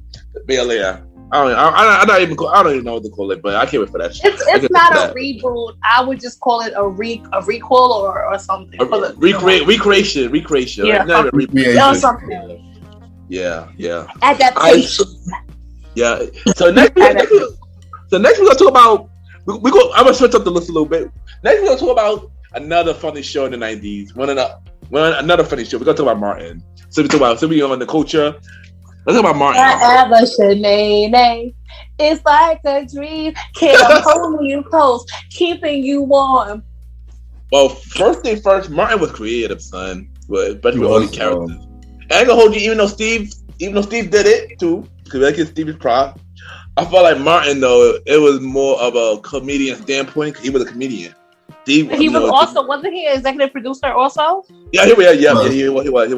He was an EP also, so he has had a lot of say in his work. Yeah, he had a lot of freedom. A lot of creative control. And you want to talk about people who had cameos and people pulling up and coming through? Oh my God, because he was the DJ and stuff. That was his thing, whatever. And I love the fact that they kind of showed a parallel of a relationship, and the fact that I'm going to choose my words wisely, that you had a relationship in which the woman was the breadwinner per se. Like in that, because you didn't see that per se, because money was never really discussed like that. I want to say in other shows. Yeah. I think this is the first time that conversation was had and things of that nature. But still, she still made Martin feel like the man. It didn't matter how much she was bringing home. He was still the man of the relationship and the house and so on and so forth. And the episode when he proposes to her in the park. Oh yeah, but Brian McKnight was there. Like, Brian McKnight. Like when I tell, attention to detail, gentlemen, is very important. And when you know your lady, he nailed every aspect of what it needed to be and stuff. And the fact that they showed the vulnerability of their relationship. Again, he was fly. Gina was fly. Pam was back. Tanisha Arnold's body was crazy in the night. Yeah, it was. I ain't gonna hold you. I was inspired by Martin with the radio show. Cause I was low key. I was as a kid. Like I said, I wouldn't do radio since I was a kid. So I was shy. But look at me now. That's one. Two. Martin was funny. Well, first thing first, recipe Tommy. Recipe Tommy. Yeah, another Tommy Ford. Another person, man. Gee Louise. Almost every show is somebody that passed away. That's crazy. Yes, it is. Old. They're old too. Like I said, a lot of guest appearances. We had Martin. We had Biggie. We had Jackie Chan. We had Kid and Play. We had Kid, not Play, but we had Kid. Okay, Kid. You remember Tommy Davidson, the Renard? Tommy Davidson. Oh, my favorite. One of my favorite. The boxer guy.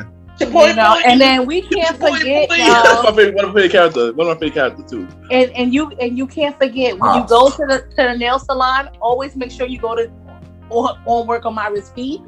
Oh because, yes, and I feel like he was like Martin played at least 5 or 6 characters. I want to say. It was 6. Yeah. He played. You had Shanae. You had Jerome, Rome. You had the mother. You had the little boy. What was the little boy's name? Him.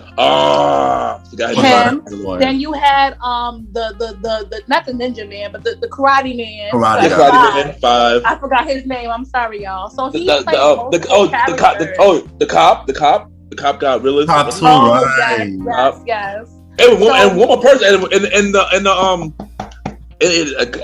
a guy that work in the car, like a guy working the car. You get your no good. That's Jerome. Wasn't that Jerome? No, that's somebody different. No, somebody different. Somebody that no good. Isn't that Jerome? Don't you know no good? Isn't that Jerome? Nah. Jerome is Jerome in the house. Watch your mouth. Okay, so he plays 6 characters. Hey, 6 characters. He's a weed. Yeah. So I would play 6 characters. That's a lot of people. Yeah, that is a lot of people. And you know he had wait, 7. The white guy. Remember the white guy in a couple episodes? White guy. Party. We're gonna party. Yeah. Martin with the white guy too. Yeah, he played a white guy too. I gotta remember that. It's Ricky. No, not Ricky. I think it was Ricky. And Ricky, yeah. So you remember that episode? Yeah. Wait, hold on, Rod. Let me refresh his memory. So when Pam and Gina went on a business trip, and then Martin ended up driving down there with them, and he hid under the bed, and they were having parties. Yeah, we like to party. We got margaritas. We have all the things. Yeah, that character. Yeah. It was like the fact that I can fall like that is crazy. Yeah, it was only like a few episodes he played. He didn't play him that much. He didn't play him that much though. He only played like good 2 or 3 episodes, I think. I did have the least character, but Martin, that dude was creative. Don't forget the styles too. Yeah, shout out again. He was wearing Jordans. He had all that. That show. Yeah, the throwback jerseys, or even the trend of representing HBCUs again. Yeah, that's another thing. I feel like I don't think Fresh Prince did it, but they did. Like in the latter years. But again, those were the ones rocking the Howard, the hoodies and so on and so forth. So they started that trend of HBCUs and what they wearing? Okay, let me Google it. Well, not Google wasn't out then. Let me go. Yeah, never mind, y'all. It wasn't Googling that. It wasn't Googling, but I had to go to your nearest guy on the corner and hope they had it. Yeah, but it made them actual store. It made them curious to see, who are these names on these shirts, or what are these things, and they ask questions. So yeah, shout out to Martin for that. Yeah, Martin was a good show, but I mean, of course they ended. I mean, I guess bad with a lot of drama, with him and Gina and stuff like that. And we don't have to get into that, but but yeah. But they made up in real life. Which they did made up in life. Yeah, they did made up in life. Which was good to see. Him and Tisha Campbell. And it's crazy that some people don't realize that Tisha Campbell and Tanisha Arnold have been friends for over 30 plus years. Dude, yeah. They were in. Is it school? Was it school days together? But they've been friends for years, like 30, 40 plus years. Yeah. And I believe Little Shop of Horrors too. They were the singers. Little Shop of Horrors. Yeah. They were the singers. Yeah, and but and they could actually sing in real life. They could. Yeah, they could. Yeah. They both could. They both could. But like I said, rest in peace, Tommy. They did want to do a reboot. Or a re-sequel, but they don't want to. They don't want to. They want to do it without Tommy. Yeah. So crazy fact is, random fact. So years ago, it had to at least be like 15 years ago, maybe. Me and my mother went to BBQs, and I forgot which one it was. We literally walk in. We're waiting for the table. We sit down, and who was sitting waiting for his food? Garrett Morgan. Wow. I'm looking, and she's like, "Do you know who that is?" And I'm looking, but I'm a kid or a child. When I forgot. Yeah, the legend. Yeah, so I'm looking, and I'm like, "That is that's the man from Martin, just sitting there, humble in BBQs, eating his food. He was being nice to everyone. He just like I was just like, oh my god, like, sir, you're a part of history. Do you not know this? Like, do you know who you are? Sure, he on another show. He on another show on the list too. So we're gonna talk about that. I believe he on the show list too. That is crazy, Vanna. Thanks for that story. Yeah. But I didn't even get to talk. Oh wow, yeah, hurry up, yeah. You're gonna say something. I'm sorry, Rod. Yeah, my bad, Roddy. Yeah, my bad, Roddy. We got carried, my bad, Roddy. Continue, son. It's your boy. It's your go, son. Yeah, Martin.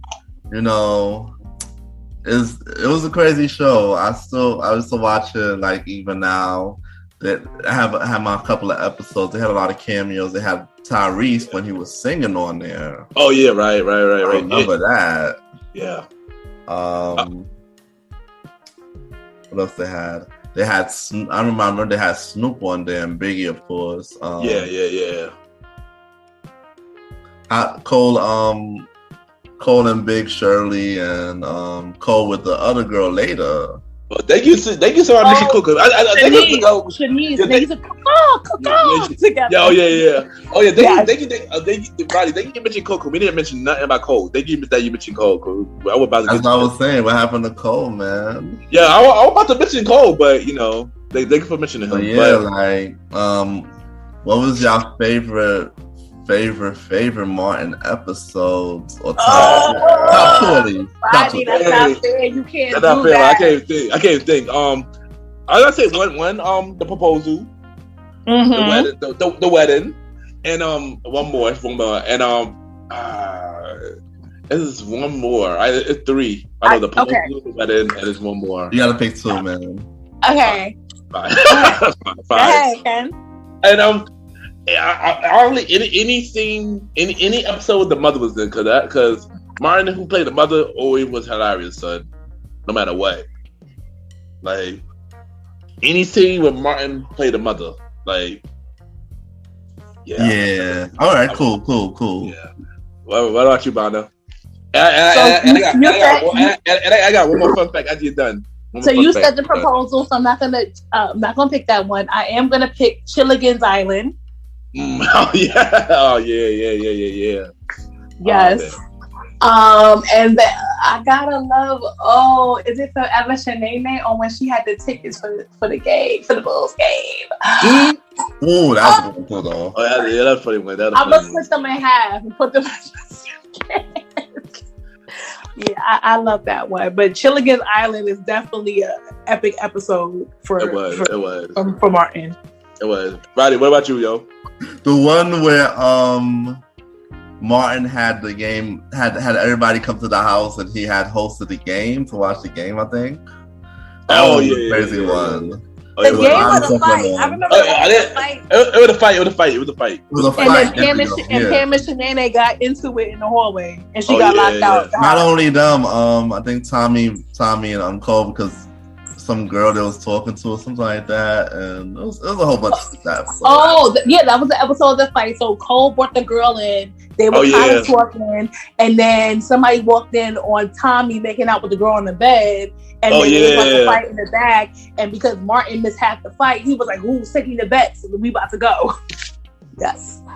Oh yeah. And then of course, my bad, Roddy. The one when Martin didn't have no job and he was trying to go to Whitney Houston concert, and what was it, Brumman? Him and Brumman was trying to sell Whitney Hutton t-shirts. I do remember that. I do remember that one. I always rewatch that one. All right, so I got one fun fact, and we're going to the next topic about Martin. So I believe Martin was supposed to get a spinoff.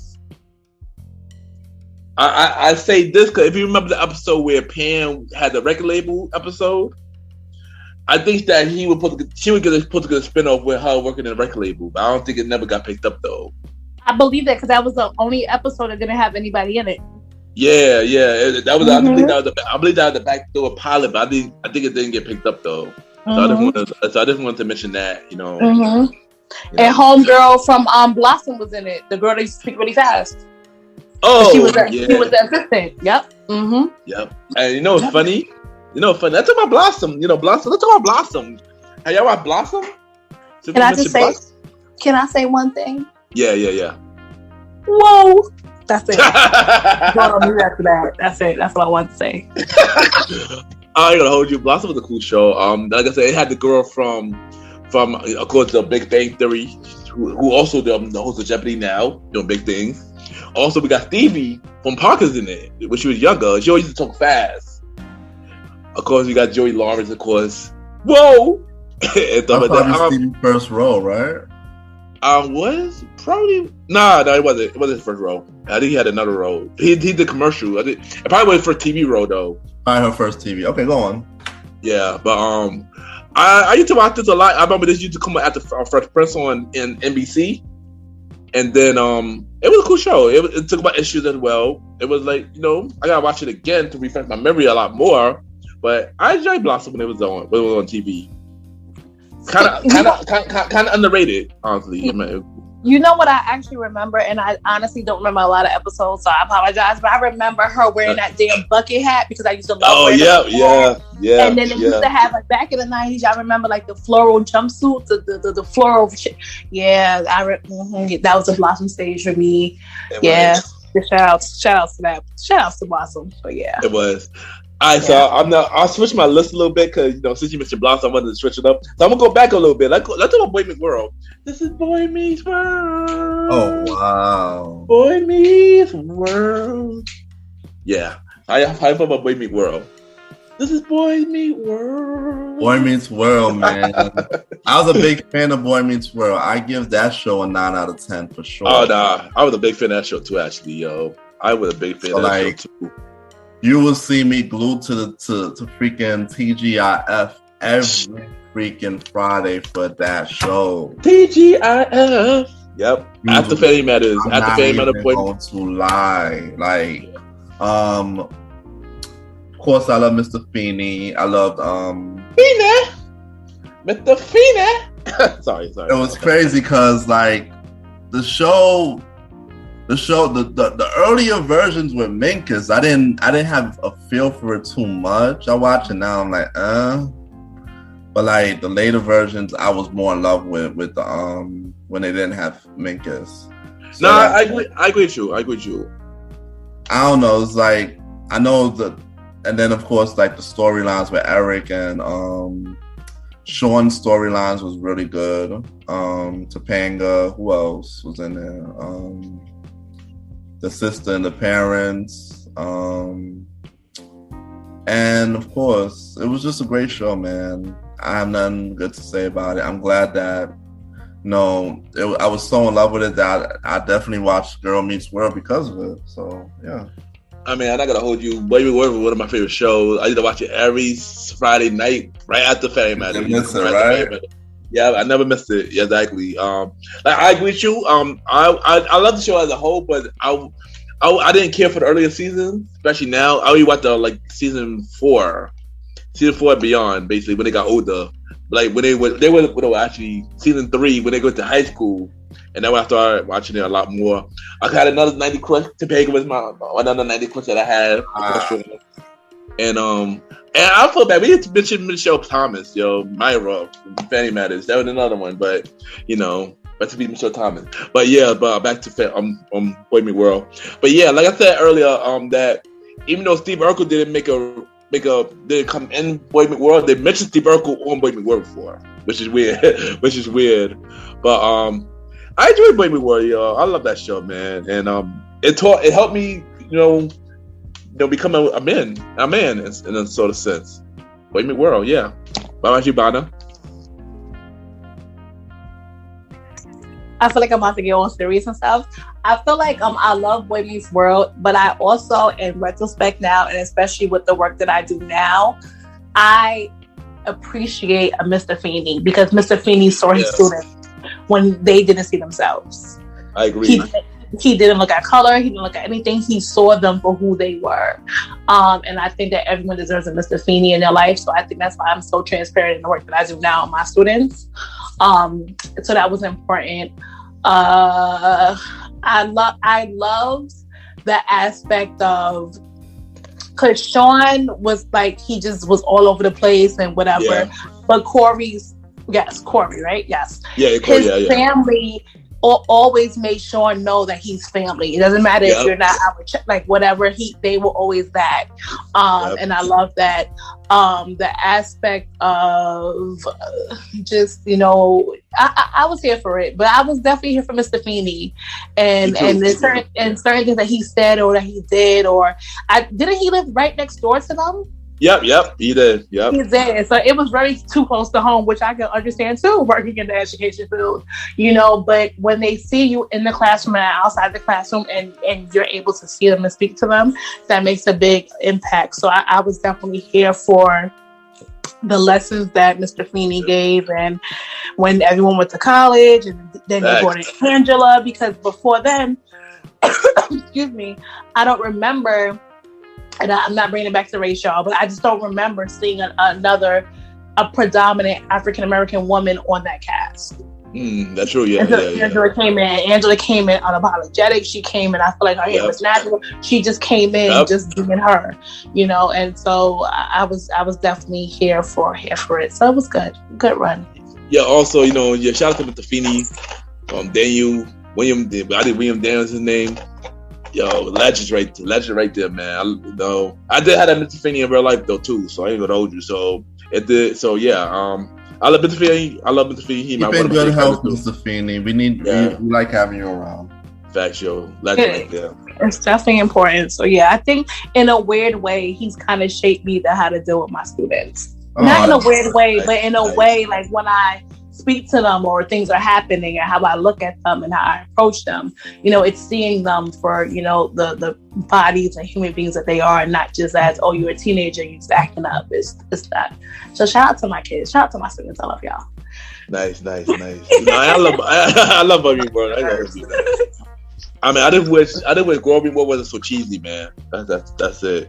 But yeah, like carry on. Next we got Living Single. I know you mentioned earlier that Living Single was in the same set as Fanny Member on the pilot. It definitely was.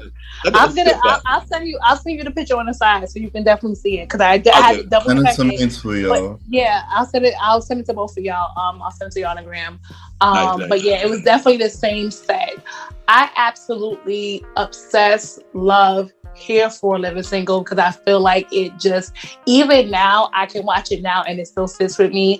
I feel like I see a lot of my close female friends in my life, like we can identify as, if not one character, but like multiple pieces of the character. I love the fact that Queen Latifah came in and she wasn't your normal, what's the word how I want to word this? She wasn't your normal, what they were used to. She was full figure. She was whatever. She was unapologetic. She was a rapper. She was this, and she was still able to to embrace her role and run with it.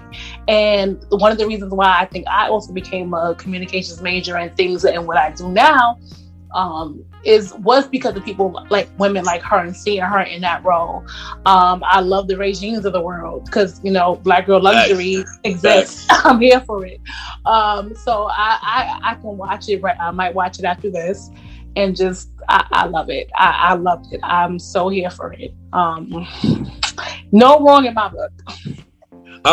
I enjoyed Living Single. I mean, of course, I can't watch it all the time because it's more related to ladies. But I enjoyed Living Single. It was a good show. I love my favorite character, Regine. I tell you the back. Regine was my favorite character. I ain't gonna hold you. Just one thing though, Mr. Gentleman, this was the Black Friends before. Yeah, it was. Yes, it was. I agree. No, it's true. No, you're right. It's true. It's definitely the truth. This was Friends before Friends was even thought of. So it's just, that just speaks to how influential our culture is. Now, you're definitely right. You are definitely right. I'm not going to hold you. You are definitely right about that. And it's funny because Friends is next to the list, actually. Funny thing. But I'm not gonna hold you. I enjoyed this more than I enjoyed Friends. I think people might get mad at me, but I enjoy Living Single with more than Friends. Same here. Don't get me wrong. Friends was a good show. It's the same. Friends was a good show. It was a good show, but I guess because we can relate to Living Single more. That's just what it is. I'm on the same page as you with that. Yeah. So I guess we don't have to do our Friends no more. Yeah. And then again, another show that had so many guest appearances and people who came through. You had it did. Again, it was just so much going on. You had Kim Phil's mother, who was a legend in this whole this whole game, who she played Penny's stepmother on Good Times. She had her mother. Oh wow! To be her real life mother. Janet Du Bois. Janet Du Bois. No, that's not her. That's not Janet Du Bois. The film. No, but no, she played. No, so remember before Penny got adopted by Janet? Okay. So the mother that actually burned her is Kim Phil's mother. So Kim. My bad. Got it. Oh, my bad. I got to mix up. My bad.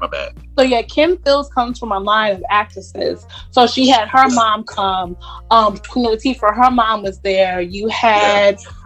Is it good? What the other? I'm drawing a blank, y'all. But they had so many people come in and pop up and do whatever for the culture. So again, in fashions and Regine and Max and all the above. So I'm always here for for Living Single. Yeah.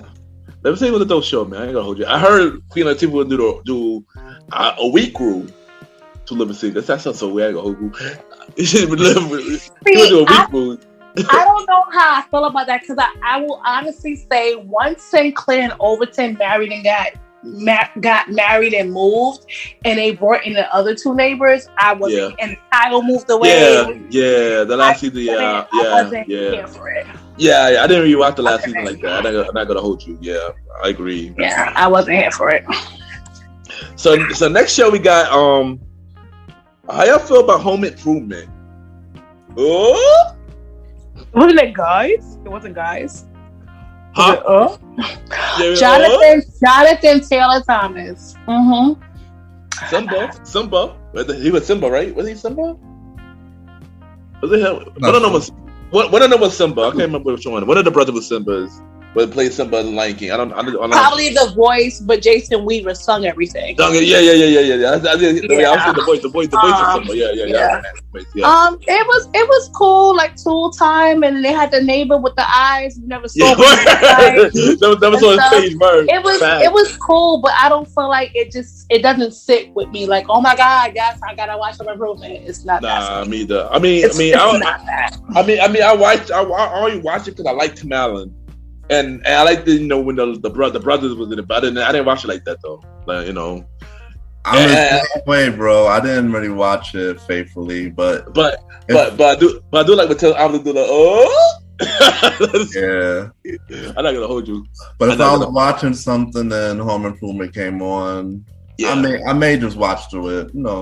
Yeah. But you know how it is when back in the day, like you have a show that you're watching and then all of a sudden the next show come on and it's something you don't want to watch, but you're just like, you know what, I ain't doing nothing. Facts. But the next show. Wait, hold on. Anybody got anything else to say? We good. All right, the next show. But this next show I actually did watch. That 70s show. Everybody. No, that 70s shows was actually cool. I'm not even going front. So you guys, respectfully, I'm gonna sit this one out because I've only seen about 3 episodes. I know Ashton Kutcher was on it and Mila or something. I couldn't. Maybe now, but y'all have fun. I'll be back once. Oh my God! I can hold you. When it was aired, when it was on airing, I didn't watch it. I watched it later, and when I didn't know, like one day it was on TV, I watched it, and for some reason I really liked it. And then I'm not gonna lie. Yeah, I'm the same as you because like it would come on when I was getting dressed for high school. Yeah. That's when it would air. So I'm getting dressed and I'm watching it. And I'm like, hey, this is nice. Exactly. I'm putting on my clothes and trying to get out the door for school. Yeah. So like Eric and his mom and his dad. Oh my God. My favorite characters. Like they're just wild. Yeah. And I know my favorite character is Kelso. Actually, he's cool too. Ashton was hilarious, yo. He was hilarious on that show. Like, I ain't gonna hold you. He was hilarious. Jackie, Mila character who he married in real life, and she was funny too. Of course, Fez was hilarious. Fez was, bro. Yeah, and the other dude, I forgot his name. I can't think of the I can't think of the other dude's name right now. But Steve. Is it Steve? Yeah, Steve. Is it Steve? I just listened up. Yeah. Oh, Steve. Yeah, Steve. Yeah, Steve. Yeah. There you go. Everybody was addressed by last names, huh? Yeah, there you go. Hive. Yeah, Hive was hilarious too, yo. He was like an I don't care person. Like he was an I don't care person. And of course we got Donna who was like so like always like the tomboy types, Donna. And my favorite thing about the 70s show when they did the circle, when they be in a circle and they smoking weed and they get high in the circle, that was always my favorite scene every time in the 70s show. It was actually a cool, dope show. I'm not. It was, and I ended up watching it. I ended up even though I ended up watching all the seasons. Even though the last season, yeah. Even though it had 8 seasons, I think. 8? Wow. Yeah, it had 8 seasons. I know because I remember the last season Eric left the show, and they replaced it with somebody else. Of course, it gotta be that one person that leaves the show, and they change the character, and then the show go bad after that. It always seemed to go that route. But that's every show was a dope show. I enjoyed it. If it comes on anytime, right? Yeah, that's another show I can actually watch anytime. I ain't gonna hold you. And yeah, Vanna, you come back now. So the next show, we got Thea. Roddy, do you remember Thea? No, I did not watch it. I just only watched it when I was watching Brandy's story. Not in All right, so me and Vanna can handle this. How you feel about Thea, Vanna? Shout out to Brandy with the young bangs. Facts. Okay, and I want to say the mother from Thea is the same. Who's the auntie from The Wiz? I feel like that's the same woman. Oh wow! I want to say that's who that is. I can let me double. I'm gonna Google it to double check. It probably is. It probably is. I would not be surprised. I would not be surprised. Probably is. So yeah. So I loved it. I love seeing again another. She looks similar to her, but I could be wrong. But I'm gonna double check and get my facts together. But I love Thea. But Brandy, those young ass bangs will always be everything for me because I love Brandy. We all know that. I love Brandy too. But I love the issue again. A single mom raising her family and just giving them tough love. I loved it. They only had 1 season, but I do remember watching that show and loving it. I remember watching it too. I didn't watch it that much because I don't remember what channel it was on. Was it on what channel? What channel was it on? Look that up. It was also on ABC as well. Oh, it was on ABC. Okay, so I do remember watching ABC. it. Also on ABC as well. So I do remember watching. I called Brandy, Jason Reba, my guy. And stuff. I remember it being a funny show. Like I said, this one show I gotta refresh my memory though, because I haven't watched it in a very long time. But I did remember I watched like 2 episodes or 33 episodes recently, and I enjoyed it. And I remember that I gotta watch it again. I gotta just refresh my memory. But to stay on the Brandy train. Let's talk about Moesha. Mo to the E to the. Go do your thing, Vanna. I know you. Roddy, go first. I want to know who was pregnant. I think I know who. I think it was Moesha. I think Mo was pregnant with Hakeem's baby. Yep. However, I appreciate like the topics they spoke about. Shout out to Fredro Starr, Queens, Onyx. Shout out to Queens. Shout out to Fredro Starr. And Dell also, she passed away like years ago because she had cancer and she passed away. But I think that was the first time I actually like remember seeing Bernie Mac in my as a child was that show, because remember him and Dell were dating and dating and stuff. Yeah.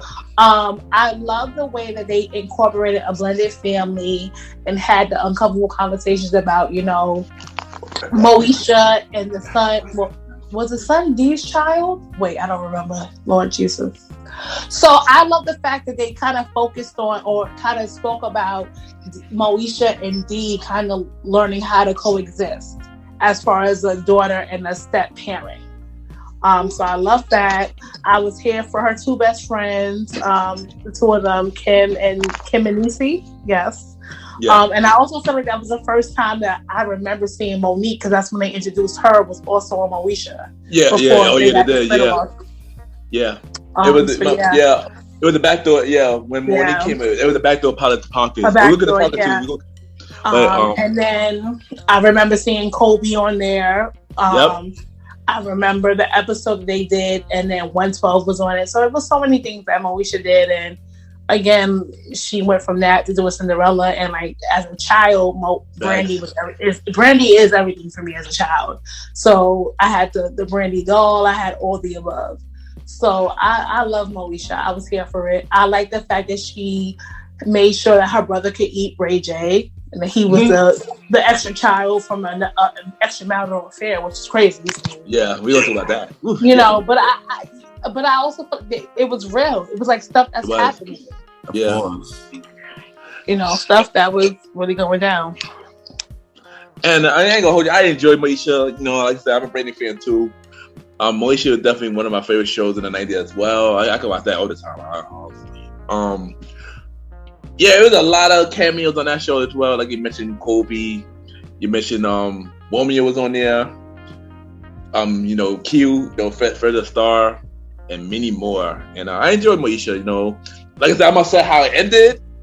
You know, that got everybody really upset. I liked it when the season. I ain't gonna hold you. I liked it when the show got dark. I'm not even gonna hold you. Like I enjoyed when the show got dark, even though because they're showing reality of family. You know, and I don't see the issue of, you know, showing reality of family. So I liked it when the season got dark. You know, with Dorian became their brother, stuff like that. Yeah, I enjoyed Moesha. What about you, Roddy? Moesha was good. For a while though, while it was airing, I kind of watched it, but I kind of dubbed it more as a teen girl show. So like, I didn't care to keep up with it as much. But once they started to bring in Ray J and the storyline started to twist, it caught my attention again, and that's just how I felt about the show. Hakeem was always cool too on the show. Yeah. Always coming over. He acted like the eating breakfast with them, you know, acting like the son that they didn't have, the brother they never had. You know, rest in peace, of course, also to Andel. They was going to her spot and chill. It's a hangout. So facts. Yeah, Moesha was cool, and it also spinned off to Parker. So you know, yeah. Hakeem passed away? I hate calling him by his Hakeem name, but he passed away too, right? No, he did. He did. He did.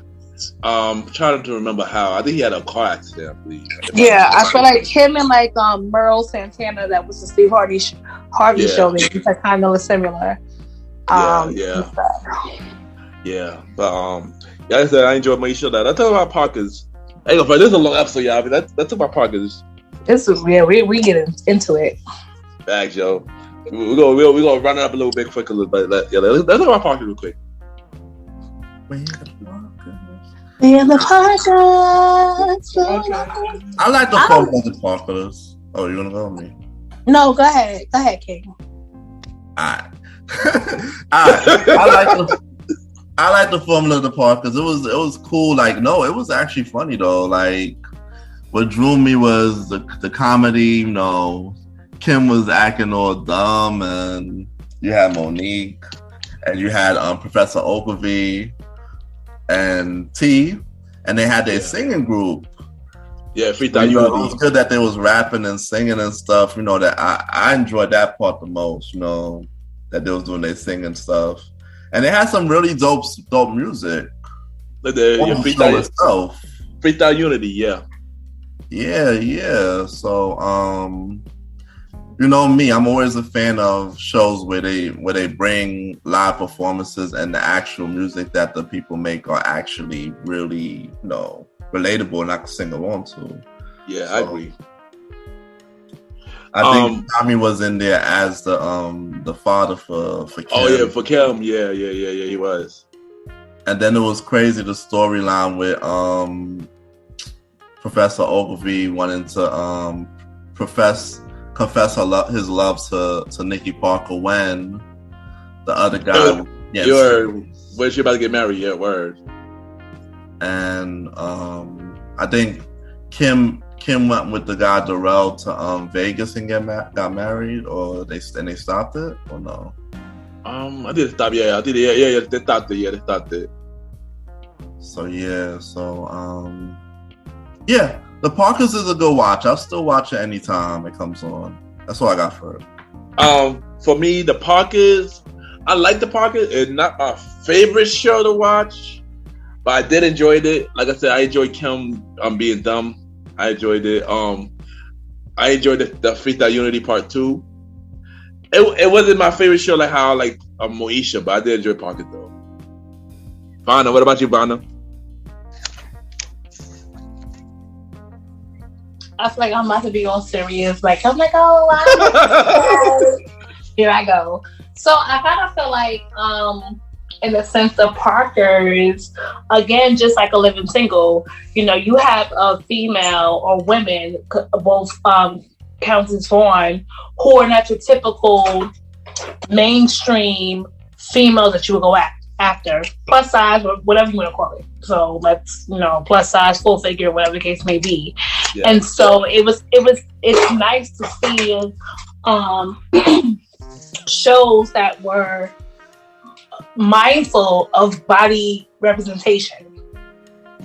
And like not, you know, and like you said, Rod, like at the end of the day, person over me was like, I love you, I'm here for you, or whatever. But you were over here playing her because she wasn't, you know, what you wanted. Fact. She is what you wanted, you know. And so I'm all here for that. I love the Parkers. I was here for seeing like the mama and the daughter in the matching outfits and just being whatever.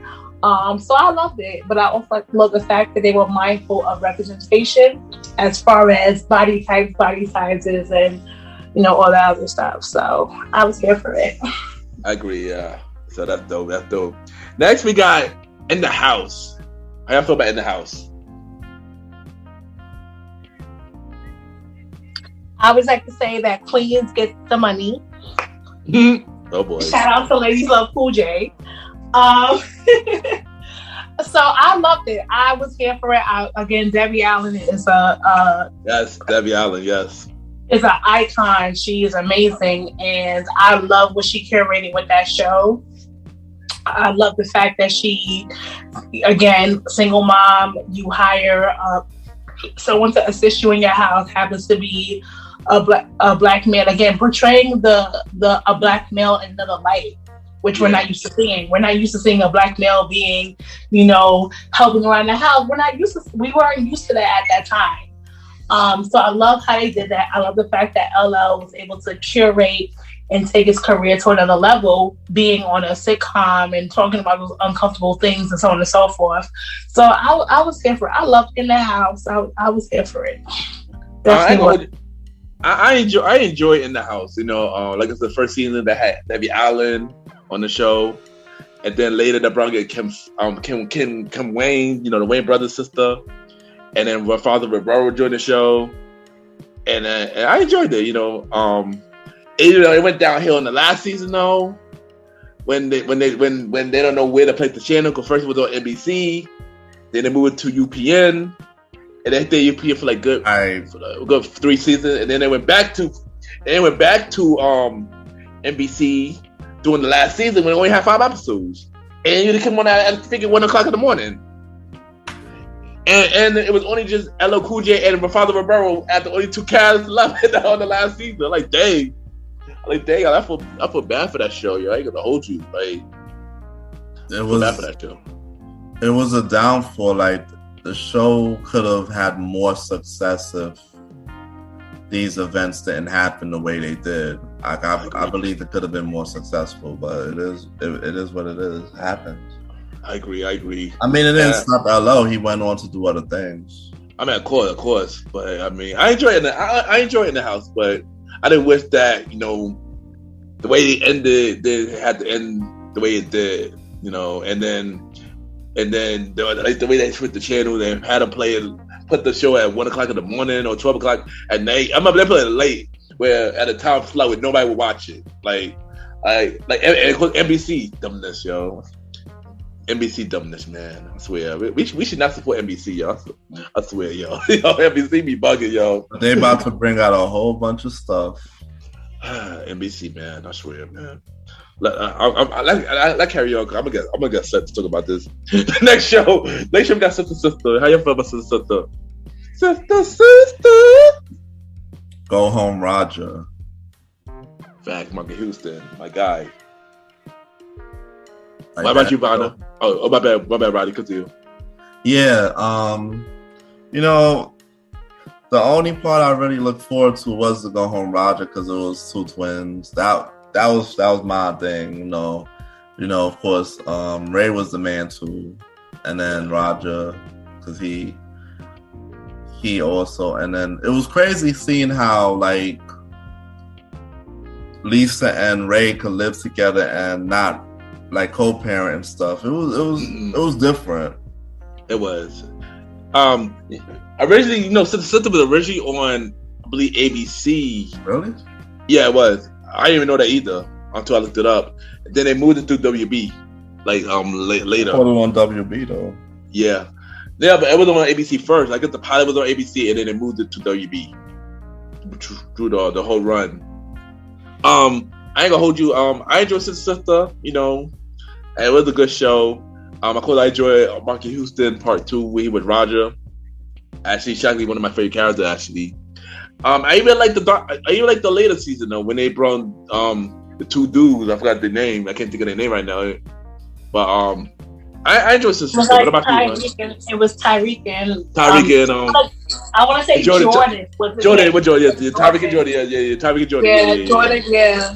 Yeah. So I liked it because I like the aspect of co-parenting that they showed, which was kind of interesting because again the girls were adopted, but they kind of just showed the aspect of co-parenting. Yeah, I think that was the first time that was actually shown. And I remember like them talking about like their hair and going, and here I go being serious again. Like, like, oh, well, my hair is curly, but I want it straight. And they talk about a lot of great things and good things. And I like seeing the evolution of the characters of Tia and Samira as the teenagers and then them going up to college. So I was here for it. I liked it. I liked it. Fact, I do too. Yeah, I do too. And next we got Smart Guy. The Smart Guy. Which is perfect because that's their brother. So it's all yeah, I know, right? Right? That's their brother. Taj, my guy. Taj Murray, my guy. And Jason Weaver. I feel like as a culture, I feel like we don't put a lot of respect on that man's name, and we need to. We need to really understand. Like Jason Weaver is one of the. GOAT might be. I don't know, but he. Jason Weaver's a top super talented guy. Super talented. Like you would think, but he's also like smart financially. Like even when you watch his episodes on how his mother or him, they both did his deal for the Lion King. He's getting paid until he's 6 feet under. Yeah. He get paid no matter what. Yeah, he get paid no matter what. But then again, he was the kid. He was the Michael Jackson on the American Dream. Yeah, that too. So he has residuals. But even with the Lion King, when they run it, but even the remake, he got money off of that. Oh wow! I didn't know about the remake. Wow, that's crazy. That's crazy. I'm pretty sure he got money off of that. But you know what's funny? I actually watched the American Dream today. Funny thing about it, I actually watched the American Dream today. That's the funny thing about it. That's actually one of my favorite movies in the world. I could watch it 7 hours straight and not get up. And I know all the words, and I don't care. Facts, yo. Facts. Me too, yo. Shout out to Jason Weaver, yo. But Smart Guy, I enjoyed Smart Guy though. Like, it was a good show. My guy also Omar Gooden too. Omar Gooden as well. Comes from a dynasty. His brother's Cuba Gooding Jr. Like people understand. Put some respect on their names. Yeah, exactly. The legends, man. The legend. And I mentioned it on, I believe, the Old School show. They are making a reboot for the Smart Guy for Disney Plus. So really, yep, it's coming. They're coming. Taj Murray announced it. Taj Murray announced it. So, and all of them coming back. So I guess this is a requel, I guess, because all of them coming back. Wow. So yeah. And then of course Jason Weaver killed that One Call Away song. Oh yeah, I was listening to that the other day too. Yo, shout out to Jason Weaver, son. That's my guy, son. He did a lot, bro. Put some respect on that king's name is what I'm gonna keep saying. I agree, yo. I agree. But since we want to stay on the WB route, let's talk about Jamie Foxx show. Oh shoot. Here I come, here I come, here I come. Yo, I was a big fan of Jamie Foxx show when it came on, bro. You do not know. Like, back in the day, they used to just have all these blocks, so you just sat there and just watched all these shows at once. I remember, what was it? Jamie Foxx and then Steve Harvey, and then... Yeah, but on Wednesday night, Jamie Foxx, Steve Harvey, Wayne Brothers, and something else. Parenthood came on Sunday. But yeah, I agree. Continue, everybody. So, yeah, Jamie Foxx was great. You know, Jamie Foxx had the, when he was working at the hotel, he thought he was the flyest one, you know. He was acting like he was, you know, bougie, and he didn't want to do the work and stuff. So he used to make Braxton do all the work. And he was in love with Fancy, of course. They dated for a little bit. Love at first sight, yo. That was love at first sight, yo. Yeah. Then the mother, the aunt and the uncle, you know, all the situations. Which by the way, the legend. Gary Morgan again. Gary Morgan. The legend. Once again, there you go. Once again, the legend. Gary Morgan. Yeah. Give him some flowers, man. We gotta give him flowers too, bro. He was just on Grand Crew, son. He was just on Grand Crew. He was? I gotta check that. First episode, yep. He was the narrator. First episode, yep. I'm check that out. Legend. So the Jamie Foxx show, when he went into the jingle business. Oh yeah. I kind of tuned in a lot more because, you know, I enjoyed it. And then yep. They had the road song. Oh yeah. Roaches, get out of my house. Yep. Yeah. I remember going around school singing that for like a good week or 2 weeks. Yeah, Jamie Foxx was actually a great show. It was funny. I remember they had Mr. Biggs and Mary J. Blige on one. Oh yeah, the pastor. I also have a fun fact for the show too.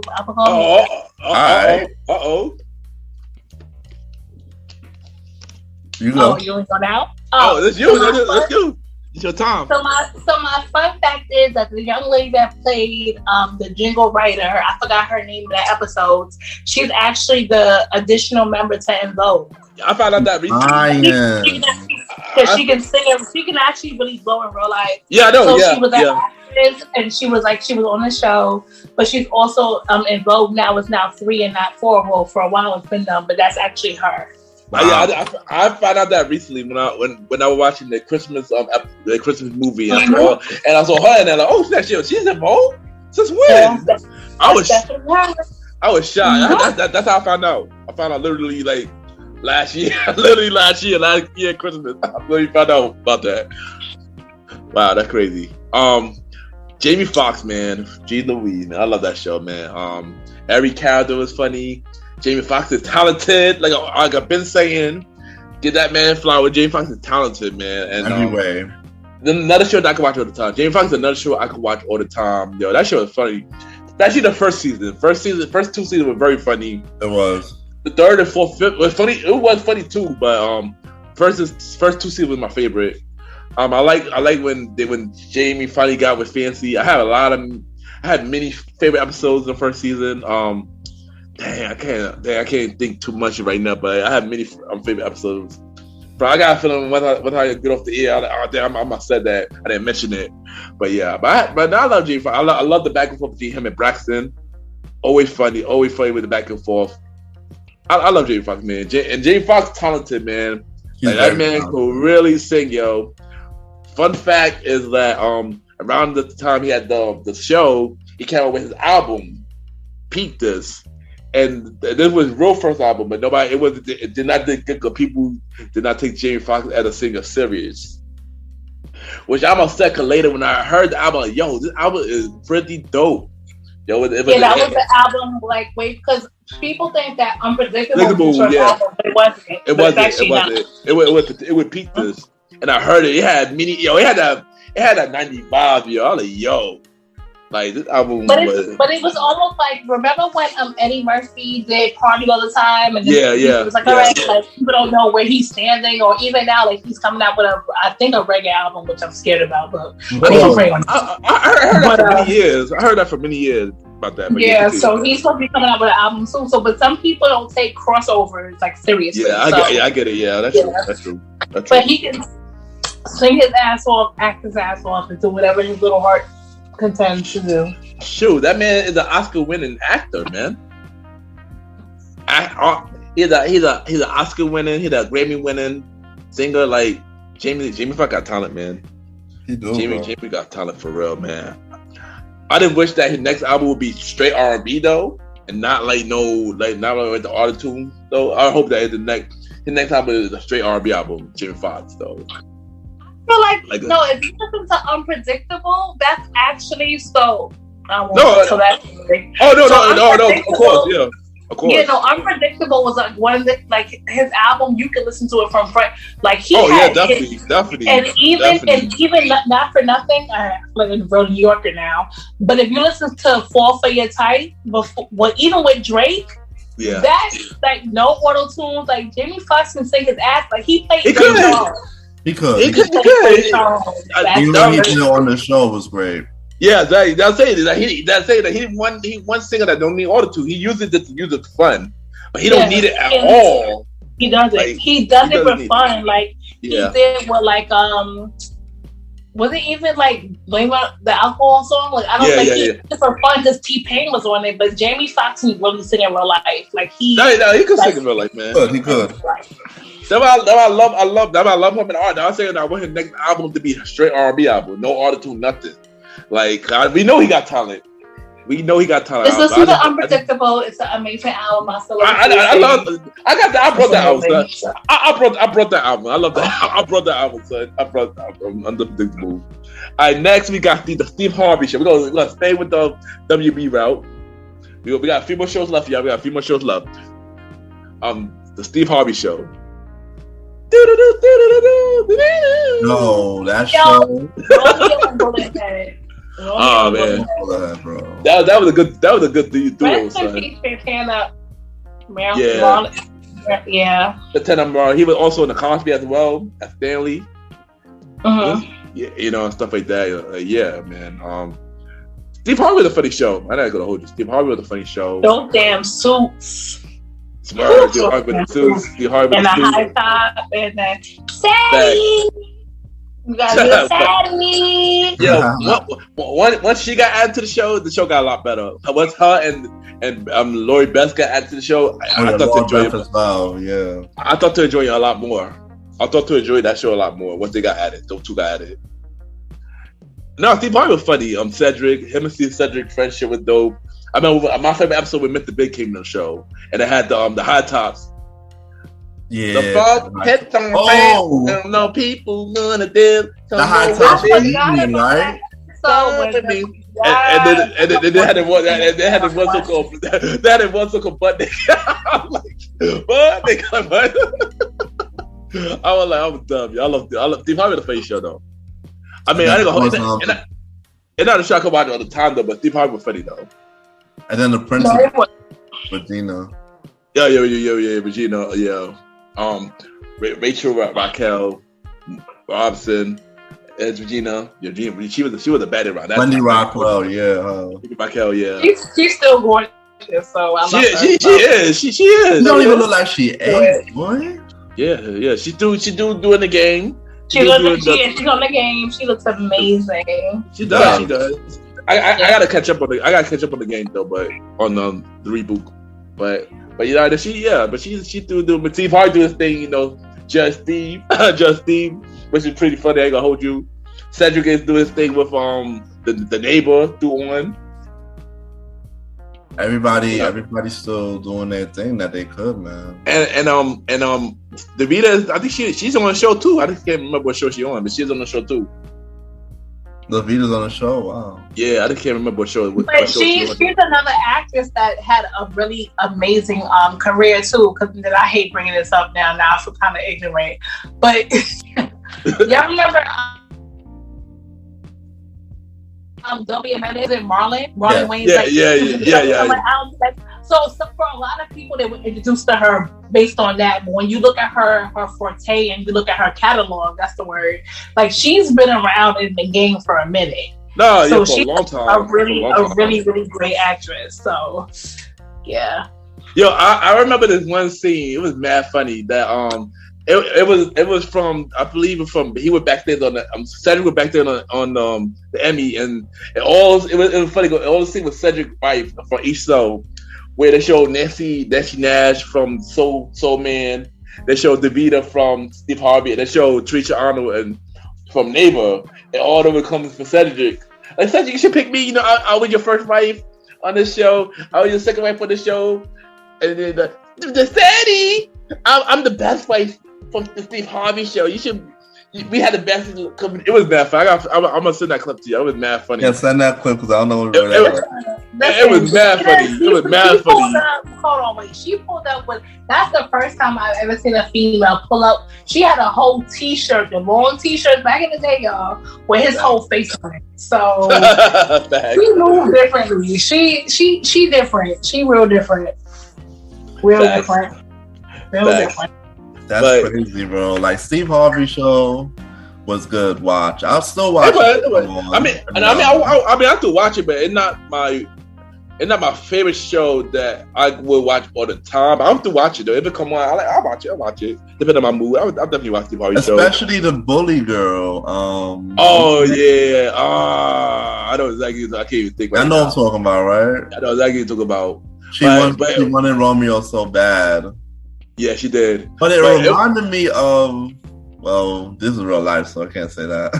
It reminded me more of Helga and Arnold relationship in a way. You can relate. You can relate a cartoon to a real life, a live action show. It's relatable. I know exactly what you're talking about. It's relatable. But it was one moment of Steve Harvey show that was powerful when they brought Snoop Dogg and Diddy on the show, especially after the whole Tupac and Biggie passed away, got shot. So they brought them on the show, you know, with like a East Coast, West Coast type of thing. And it was a dope moment. Had a lot of cameos. Yeah. They had a cameo too, yeah. Yo, Carol did a couple of episodes. Oh, you're right. Right, they did. There was Steve Harvey, and Cedric, one of them nephews, I believe. Yeah, if I'm not mistaken. Yeah, so there was on a couple of episodes for this. Yeah. And it's like back in the 90s, they sold the whole Keenan and Kel thing together. So they just kept doing cameos on all type of shows together. Oh, they did. I think they was on Sister as well. Oh, yeah, they was. I have a fun fact. Yeah. Oh, there you go. The Vanna fun fact, y'all. The Vanna fun fact. Fun fact is actually Steve Harvey, is Nick Cannon's mentor. Whoa. That makes sense. It makes sense. That makes sense. That's his mentor is Steve Harvey. Yes, it is. That makes sense. Yeah, I feel like Nick Cannon mentioned that before. That definitely makes sense, yo.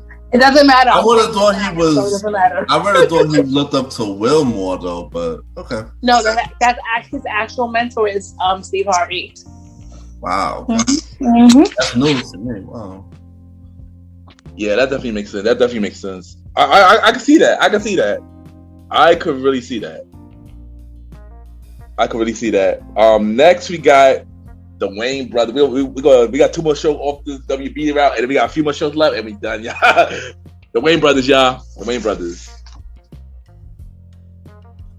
Yo, the Wayne brothers, I still even watching now, man.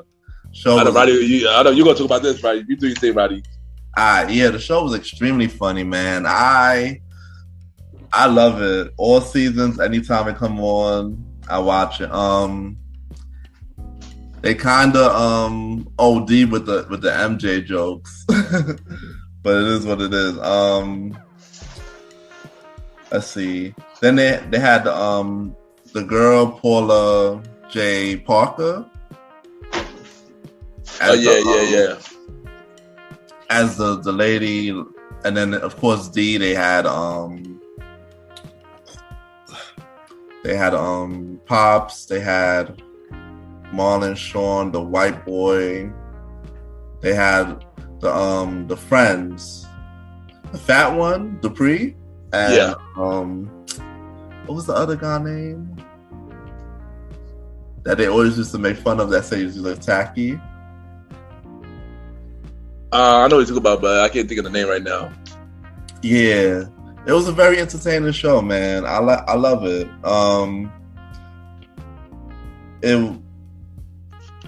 It was like very creative. Sean. It came up, because some seasons you had them in the diner. Some seasons you had Sean in the newsstand, and then Sean was working. And then Marlon was just basically following him. He tried to go into a cult. He also they had to rescue him from the cult. Mm-hmm. There was a lot of stuff that happened. It was a very funny show, bro. That's why I said these brothers. First thing first, rest in peace, John Witherspoon, man. That legend. That man's a legend. Bro. That man's a legend. Wayne Brothers, the Boondocks, Friday. Legend, man. Just give rest in peace to John Witherspoon. The Wayne Brothers, I enjoy Wayne Brothers. I ain't gonna hold you, not a show that I could watch all the time. At all. Yeah, not a show I could watch all the time. I mean, at least not now. I can watch it now all the time. Back then, of course, but now I can't watch Wayne Brothers all the time. I see it was funny, but I don't know. I don't get the same feeling watching Wayne Brothers now than I did back then. But if I'm in the mood to watch, I'll probably watch it if I'm in the mood. Of course, John Witherspoon was my favorite character off that show, and Marlon as well. Marlon, other than that, Marlon, but other than that, I don't really have much to say about Wayne Brothers though. What about you, Vanna? I'm gonna back it up a little bit because so we have to first recognize the Wayne's empire. Yeah. Oh yeah. Let's just go back to 11 Color and that whole situation. Oh yeah, definitely. Yeah, so so I do feel like that's one of the families that we don't really recognize as much, but that family has moved strategically and the assignment was done and completed and so on and so forth. Especially when it came to 11 Color and Scary Movie and all the spinoffs, they were smart with what they did. I love the Wayans brothers. I love it because, again, I love their family. I loved, how Sean and Marlon, they were just kind of the same but opposites, So I was here for it. I loved it. Again, I love Pop. John Witherspoon, loved it. I love Dee Dee coming. Again, if you watch Fridays and this is organic for Dee Dee and for Pop to be together. Mom and dad to the movie. So I feel like once you know the history of the Wayans family and dynasty, you got to put respect on it. You can't. That I loved it. I was here for it. I'm here. Also, shout out to a Tribe Called Quest for that theme song, yo. Definitely. That song is a classic too, But so what I'm hearing is, again, shout out to Queens. Yeah, okay. Here she go. Shout out to Queens. Please get the money. We just do what we do. But so I love the Wayans brothers. I was here for it and all the shenanigans. All right, next we got the Parenthood. How y'all feel about the Parenthood? Meteor Man. Yeah, my guy Robert Thompson, man. And that man's still working to this day, man. So, side note, if you've never watched Meteor Man, I need you to stop and pause it and go watch Meteor Man and understand the genius that he is. Fact, she's Louise, yo. I love that movie, man. I love that movie. He's directed so much, he's started so much, and I loved it. So I love the Parenthood. I love the again their aspect, the dynamics. It was a good show to watch. It was though. Make sure you watch that Meteor Man. No, Meteor. Hold on. Yeah, y'all gotta look at Robert Thompson, Carlo, Meteor Man, 5 Heartbeats, Hollywood Shuffle. The list goes on. That man's a legend.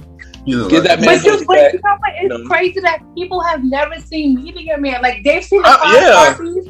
but have never seen Meteor Man. And I'm like, are you serious? I saw Meteor Man at the movie as a kid, son.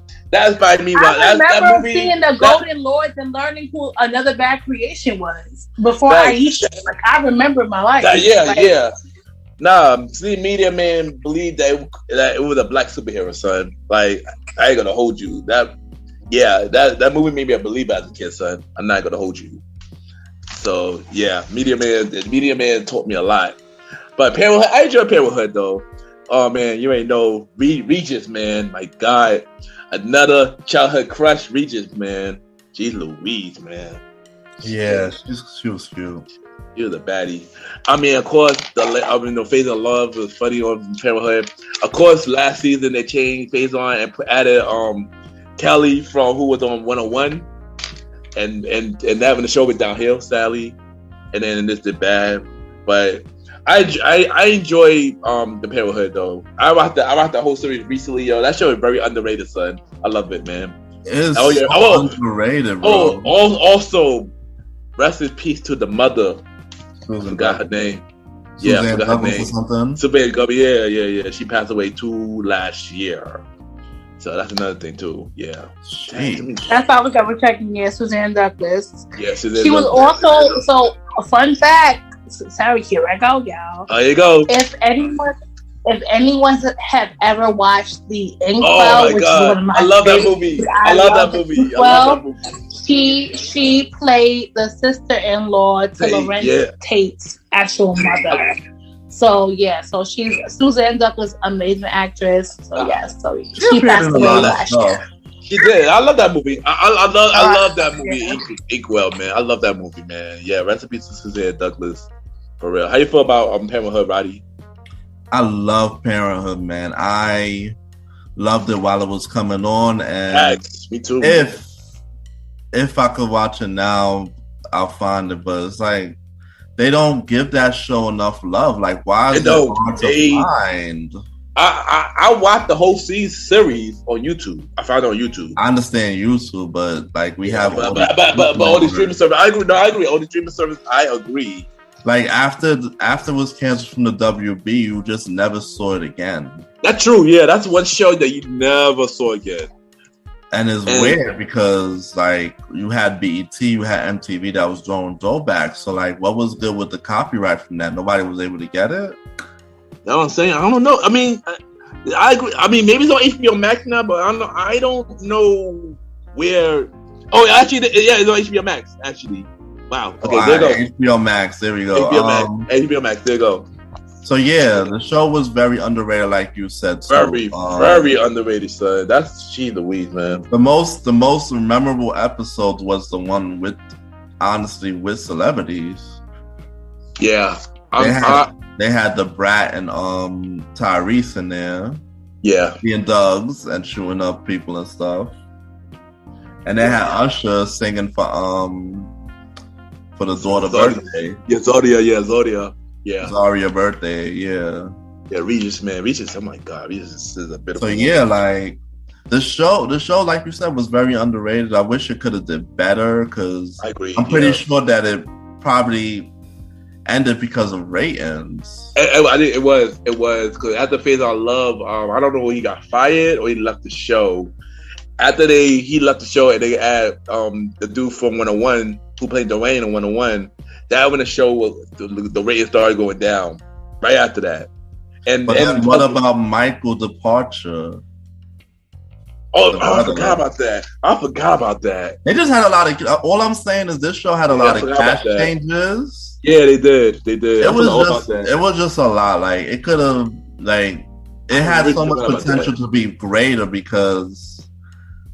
but it is what it is. It had a lot of cast changes and it just fell off because of that. And yeah, they did. Because Michael left. After Michael left, they brought in that dude that started living in that house. Who was a thug, I think. He was a thug. Yeah. And then he carried the name with TJ, I think.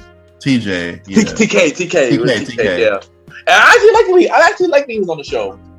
I guess they're trying to say Michael character with the college, but But yeah, but and then TK got the father shot, and then Zaria. Yeah. Oh, right. He was in the football. Yeah. His doesn't want to lose him right then and there. Yeah. They him for that. Yeah. That episode. Yeah. I'm paying with the. You want to cry. It was. That episode was sad. It was. They would hold you. But yeah. So we all switch it up a bit. We almost done with this. Yo. So how y'all feel about Sabrina the Teenage Witch? It was originally on ABC, but they moved it to WB later.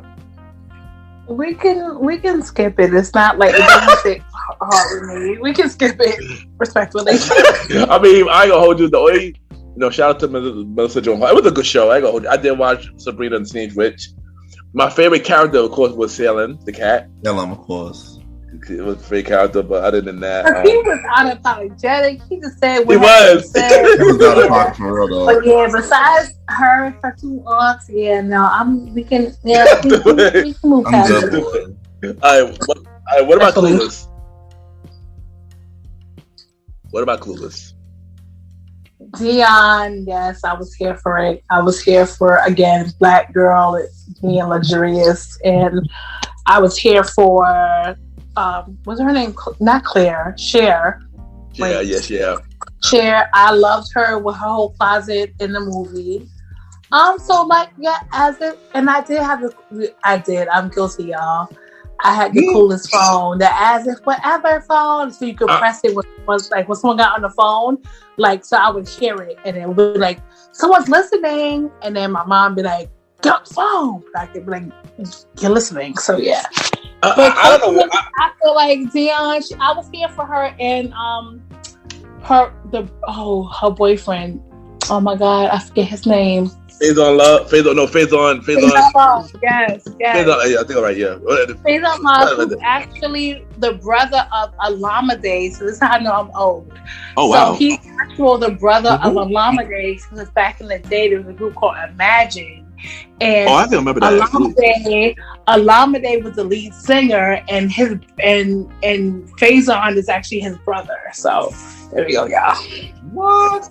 Oh wow, I didn't know that. He was actually in one of the videos too. So. My bad. My bad. His name is Donald Faison. My bad. Donald Faison. My bad. Yeah, Alameda and him are brothers. Yes. Wow. Clueless. I mean, of course, you may know Clueless started as a movie, and then it turned into a show. First, it was originally on ABC, but then UPN. Then it went to UPN. I watched Clueless. It was a cool show for what it was. But Donald Faison, my favorite character. Shout out to Stacey's dad before she is what she is now. I'm not surprised about you, Vanna, that you got the Clueless stuff. I'm not surprised about that. Clueless was alright. Clueless was a cool show. Alright, what about you, Roddy? I didn't watch Clueless during the time. I give it to y'all. Alright, we are almost done, y'all. Next we got, even though this show was not on network TV, it was on cable TV. I managed to watch it a little later though. Kenan and Kel. We mentioned Kenan and Kel earlier too, so we might as well talk about the show.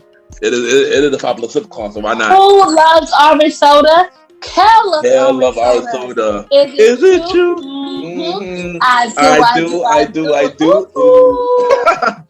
Nah, you ain't. I love Kenan and Kel though. A funny show, yo. Always been a funny show. But I feel like we have to go back to all that. We have to give this. Of course, because all that kind of just launched a lot of people's careers, and it kind of just went from there. And that's why, again, is it Kel? Okay, who's on Saturday Night Live? It's Kenan. Yeah, Kenan. But even Kel's doing his own thing. So yeah, Kel. And I still want to taste the good burger. I still want the special sauce. I'm still trying to figure that out. Like, what is it about?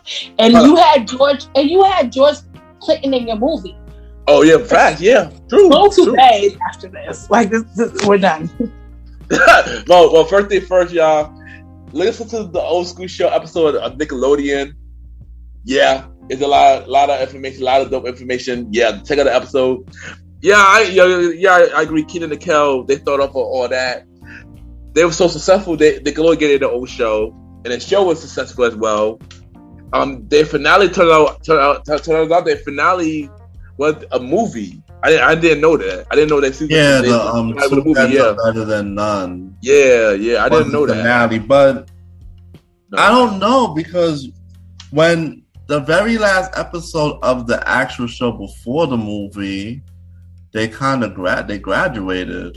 Yeah, I remember that one. Yeah, I remember that one. Yeah, but I count that more as the finale. I agree. Me too. I don't count the movie as a finale because most of the times when people make TV movies, they just make it. Yeah, especially with Nick. Nick would do that. Nick always do that anyway. Just because. Just because. Wait, Good Burger was it? It wasn't in the movie theater? Are we sure? No. Good Burger was, but we talking about for the actual. We talking about for the actual show. Okay. For the actual show. Yeah. No, but go ahead. Good Burger was amazing. Good Burger was. No, what we're saying is that when it comes to shows, they be doing movies. Yeah. They be doing movies just because, and it don't be the ending or it doesn't make no connection. It usually be back a lot of times. Yeah, because that TV movie, I don't think it's connected to the series to me though. Does the finale? It doesn't feel like it to me. Yeah, but other than that, Kenan Kel was a dope show. Shout out to Kenan. He's killing on Saturday Night Live and his show. Kenan's alright. Show's alright. Then of course, Chris Potter on the show was funny. Yeah. And Kel, he's executive producer of the new version of All That. I don't know if it's still on right now, but yeah, but he does. No, if he's saying when they can, he's getting money, so he's good. Yeah, they're all good. They're all good. Yeah, they're all good. Oh, good. Yeah. Next we got Hanging with Mr. Cooper. I just had to withdraw just now. Yeah, Hanging with Mr. Cooper at the next show. How you feel about Hanging with Mr. Cooper? It was cool. I loved it while I was on. It was different. I love the aspect of it. Holly Robinson Pete. Yeah. And doing all that. But yeah, it was cool. I have nothing else besides that. One shout out to Raven, because Raven was on Hang with Mr. Cooper. Holly Robinson was on it. Omar Gooding was on it. Mark Carey, of course. It was a cool show. It's a long time since I've seen that show. I know it's on Hulu. But yeah, it was a cool show. I gotta watch it again to refresh my memory more. I didn't know he was a teacher. So he was a teacher. I think a substitute teacher, I believe. And I feel like it was like Coach Carter before Coach Carter. I kind of feel like it was almost like they kind of instilled certain things in him, and like almost like Coach Carter, Mr. Feeney, like a whole bunch of like a pot mixed up, and then we got Mr. Cooper. Well, the crazy thing is, Mark Curry was in an interview recently, and he was saying that Steve Harvey took his idea about the teacher role and stuff like that, and how Steve Harvey got more popular with that role, while Mark Curry didn't get that much popular for Hanging with Mr. Cooper. Steve Harvey show got more popularity. Yeah, but I don't know. I'm just here. What about you, Roddy? I don't got nothing to say because y'all all said it. Okay, there you go. We almost done, y'all. Then we got step by step, day by day. I just remember the intro, them being on a roller coaster, and then being in the living room, and that was it. So I didn't watch that show. I did watch it, but it was a long time since I watched. The only episode I remember was Steve Urkel making an appearance on that show. Damn, that's bad. And it's bad. I gotta watch that show again too. It's been a long time, but I love that show as a kid though.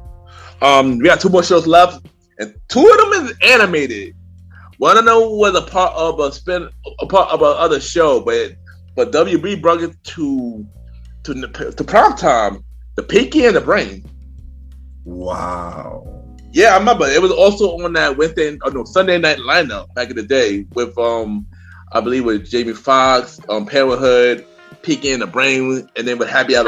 I'm always the brain, so no, but you know what? It's nostalgic for me because I remember watching Animaniacs.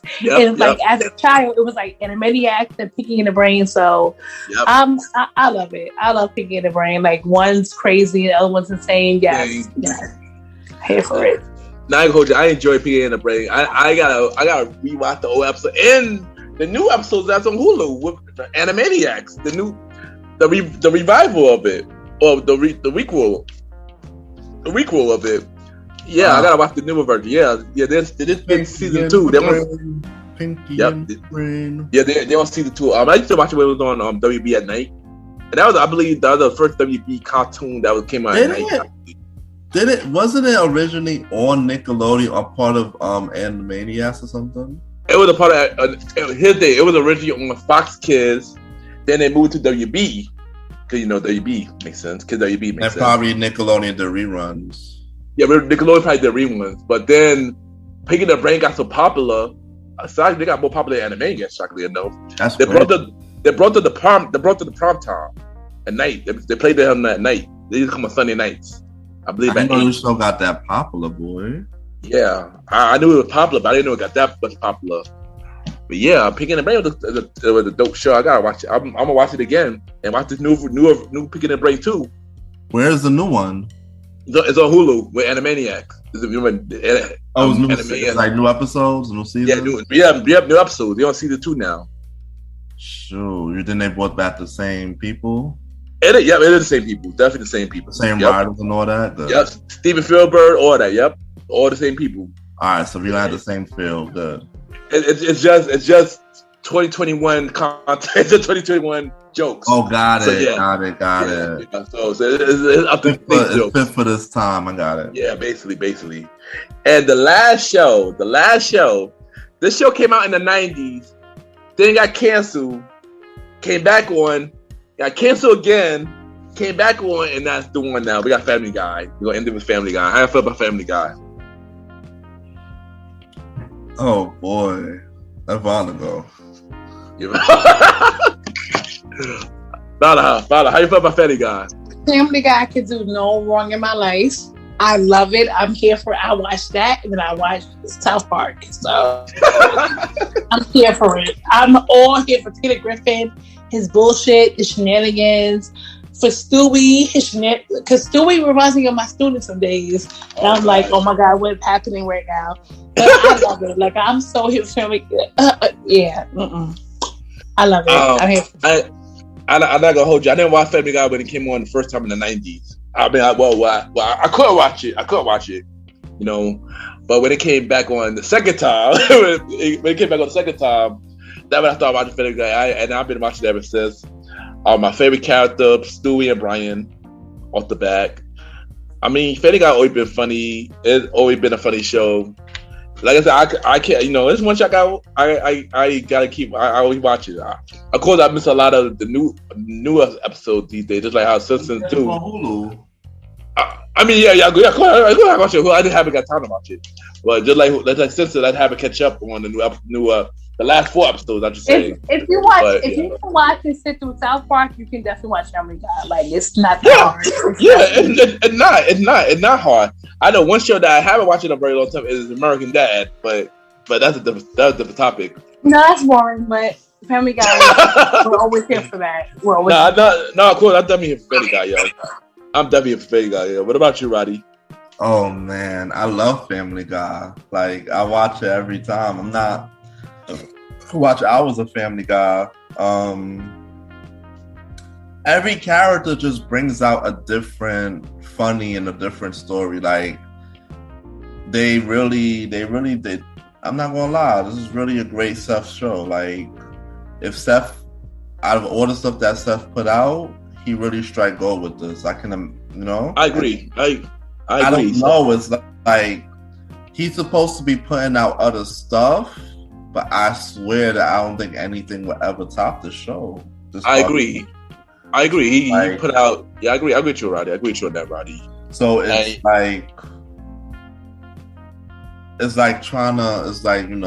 you have so many different characters and stories. Every part of Family Guy is funny. The Meg stories, the Quagmire stories, the Brian always trying to bang people, and the Stewie being evil, and Peter going to the bar with his friends. All of that is funny. They started to give Lois more stuff now. Yeah. Finally.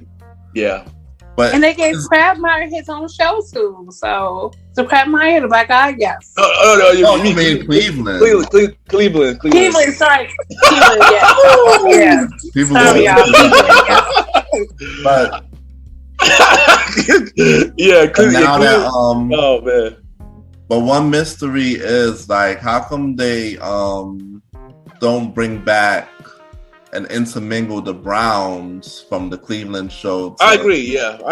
Like they could, they bring back Donna every now and then. Yeah. They don't say nothing else with Rollo, but Rollo and Stewie probably don't get along anyway. But I don't know. I feel like he could use them in some other way. They could do road trips and they have speaking parts. I don't know. That's one thing I think I would like to see if I could write Seth MacFarlane and say, "Hey, bring back the characters for that." I mean, they brought back Brian's son. Yeah. So I guess we'll see. Other than that, Family Guy it gets a 10 out of 10 in my book. Nah, I love Family Guy, yo. My favorite thing about Family Guy is Flatback. You know, when they go to the Flatback segments, that was always my favorite. Oh yeah, that was always my favorite part for that show. Cutaway. They always be like cutaway. There you go, guys. Cutaway. There you go. And Cutaway, man. And I agree with you, yo. And I agree with you, Roddy. They should bring back the Cleveland family a lot more. Yeah, like I said, they do bring back Donna. They do bring back Rollo every here and there. Even Cleveland Jr. too. They bring all of them back like a couple of times. But they should make bigger roles for them. Bring a bigger role. Yes, that's why I say more storyline with them. I agree. Even with Brian's son, they brought him back for an episode recently. Oh, I got watch the episode. That was probably like 3 seasons. That was probably like 3 seasons ago. Though. I did see that. Yeah, but they could have made it like as Cleveland's daughter and freaking Mag be friends. Like they could have made mad only because like you know how they had the Simpsons and the exactly Family Guy crossover. I'm just saying you could do more, but I'm not gonna hold you. I want to see another Family Guy and Simpsons crossover again. Another one. I want to see part 2 to that crossover. I want to see another one. Yes, we need a part 2, y'all. Yeah, part 2. Yeah, if the Simpsons gonna go on forever, make it possible. And if they really want to add American Dad and Bob Burger too, just because. But yeah, I'm for it. Also, Bob Burger. Hold on, you missed my show though. Bob Burger funny. I got to catch up Bob Burger, but Bob Burger funny. I love Bob's Burger like no other. Oh, and they just announced a movie for Bob Burgers. A movie? Yeah, and I'm shocked that Bob Burger got a movie before Family Guy got a movie. I'm shocked about that. I am shocked about that. How Bob Burger got a movie before Family Guy? And Family Guy been on the air so many years. Like 20, like I think Family Guy on season 19 or season 20. Season 20 now, yeah. Season 20, right? Yeah. But I'm shocked about that. I'm shocked that Bob Burger got a movie before Family Guy. I'm shocked about that. But yeah, that's the episode, y'all. The popular 90s, the popular 80s and 90s sitcom. Yo, if y'all like this, we should do a 2000 and 2010 a popular sitcom. Y'all down for that? Let's do it. Have some fun. Let's have some fun with it. So, first to my special guest, Vanna B. Welcome back to the show. Thank you for coming back on the show. Of course. And y'all know she will be back. She will be back, y'all. She will be back. We're gonna do part 2, a popular sitcom. Part 2, part 3, part 4. You know, we got some things cooking up. We're gonna do part 2 of this sitcom with 2000s and 2010s. So we're gonna be about to be back for that. And yeah. So Vanna, you already know what to do. Drop your social media where everybody can reach you. All right, so holla at me on Twitter, Instagram. Sorry, y'all. Instagram, Vanna VA, and that's Nancy, and as in Nancy, A as in Allison, I guess, _B, B as in boy, E as in elephant, 2 E's. Holla at me, DM me, we'll do all that, and we can talk from there. But big things are going coming in this new year. Yeah. So thank you again, Mr. Gentleman, for having me. Rod, I love you deeply, so thank you so much. And I'm off. Your girl is down for the count, and I'm going. She'll be back, y'all, later this season. Or maybe next episode, who knows? And you already know my co-host, the star Roddy Rod. You already know, bro. It's always been cool doing this with you, bro. Always fun. Bro, the old school show. Yo, bro, just social media where everybody can reach you. You already know. Just follow me at the star Roddy Rod. You know, the star, and then Roddy Rod, ROD, DDYROD. You know, I'm here, and also catch me on Premiere Boys. And right now, I'm going on this podcast tour. So look out for me on other shows. Yes, the star Roddy Rod will be back on my other spin-off show, MrGentleman Like the Podcast presents a conversation about music on February 6th episode. So the star will be back on the episode. You catch us every 4th or 5th Sunday. MrGentleman Like the Podcast presents the old school show. And we'll be right back. Gang, gang.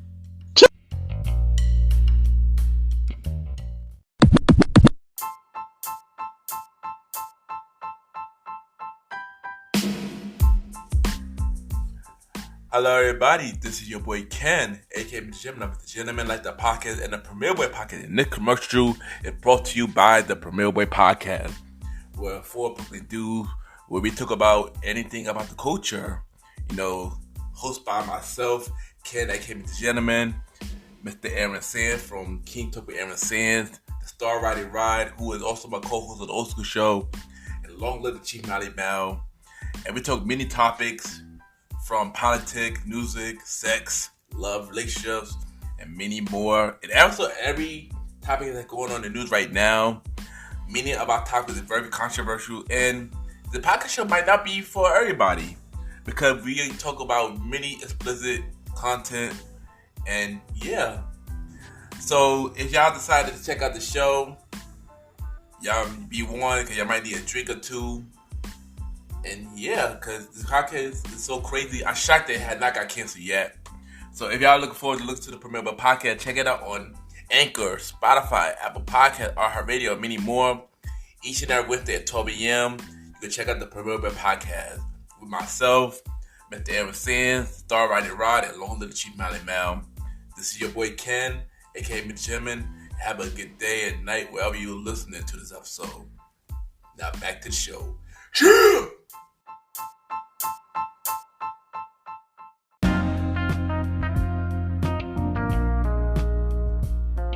I just want to take the time to thank y'all, everybody that checked out the season 2 premiere of MrGentleman Like the Podcast presents Old School Show. Thank you to my co-host, the star Roddy Rod. You already know, bro. It's always fun doing this episode with you, man. You already know. And thank you to my special guest, Miss Vanna B, for doing this episode with us. It's really fun. It's always fun when you come on the show. And we are definitely bringing her back. Y'all might see her a lot more this season. Who knows? Maybe on this show, period. But you already know where we at. Y'all can catch the Old School Show with MrGentleman Like the Podcast presents the Old School Show every 4th or 5th Sunday at 12 a.m. on MrGentleman Like the Podcast Network. Y'all can check out the next spin-off show, MrGentleman Like the Podcast presents a conversation about music podcast. We return with new episodes February 6th at 12 a.m. on MrGentleman Lifestyle Podcast. And y'all already know where I'm at every Sunday. Season 5 of MrGentleman Like the Podcast. We are Anchor, Apple Podcast, iHeartRadio, Amazon Music, and many more. We are not on Spotify at the moment, but once we're back on the platform, we'll let you know. I do got an announcement. I was recently number 1 on Good Pods, y'all, from Society and Culture. And I don't know if I'm number 1 after this recording, but earlier this week I was number 1 for 2 days so far. I might be number 1 more days for Society and Culture.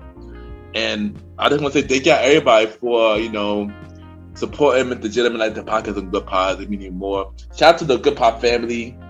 They made me, they handpicked me as Podcast of the Week. So shout out to them for the 30th anniversary episode. So shout out to the good folks at Good Pod. Also, check out the MrGentleman Like the Podcast 30th anniversary episode. Out now, that episode means a lot to me. I put my blood, sweat, and tears in that episode.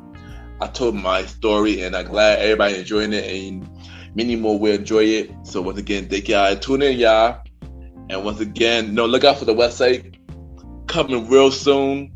The relaunch of the website coming real soon. Also, announcement.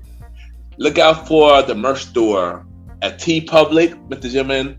Merch store at T Public coming real soon, y'all. It's in the works right now.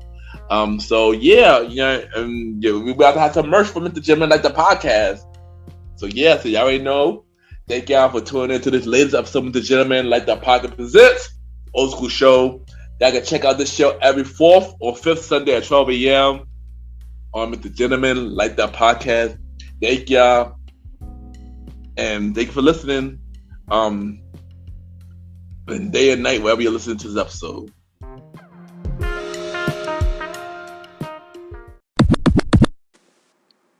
What's up? This is your girl, Beauty Bella, and you are listening to Mr. Gentleman Lifestyle Podcast.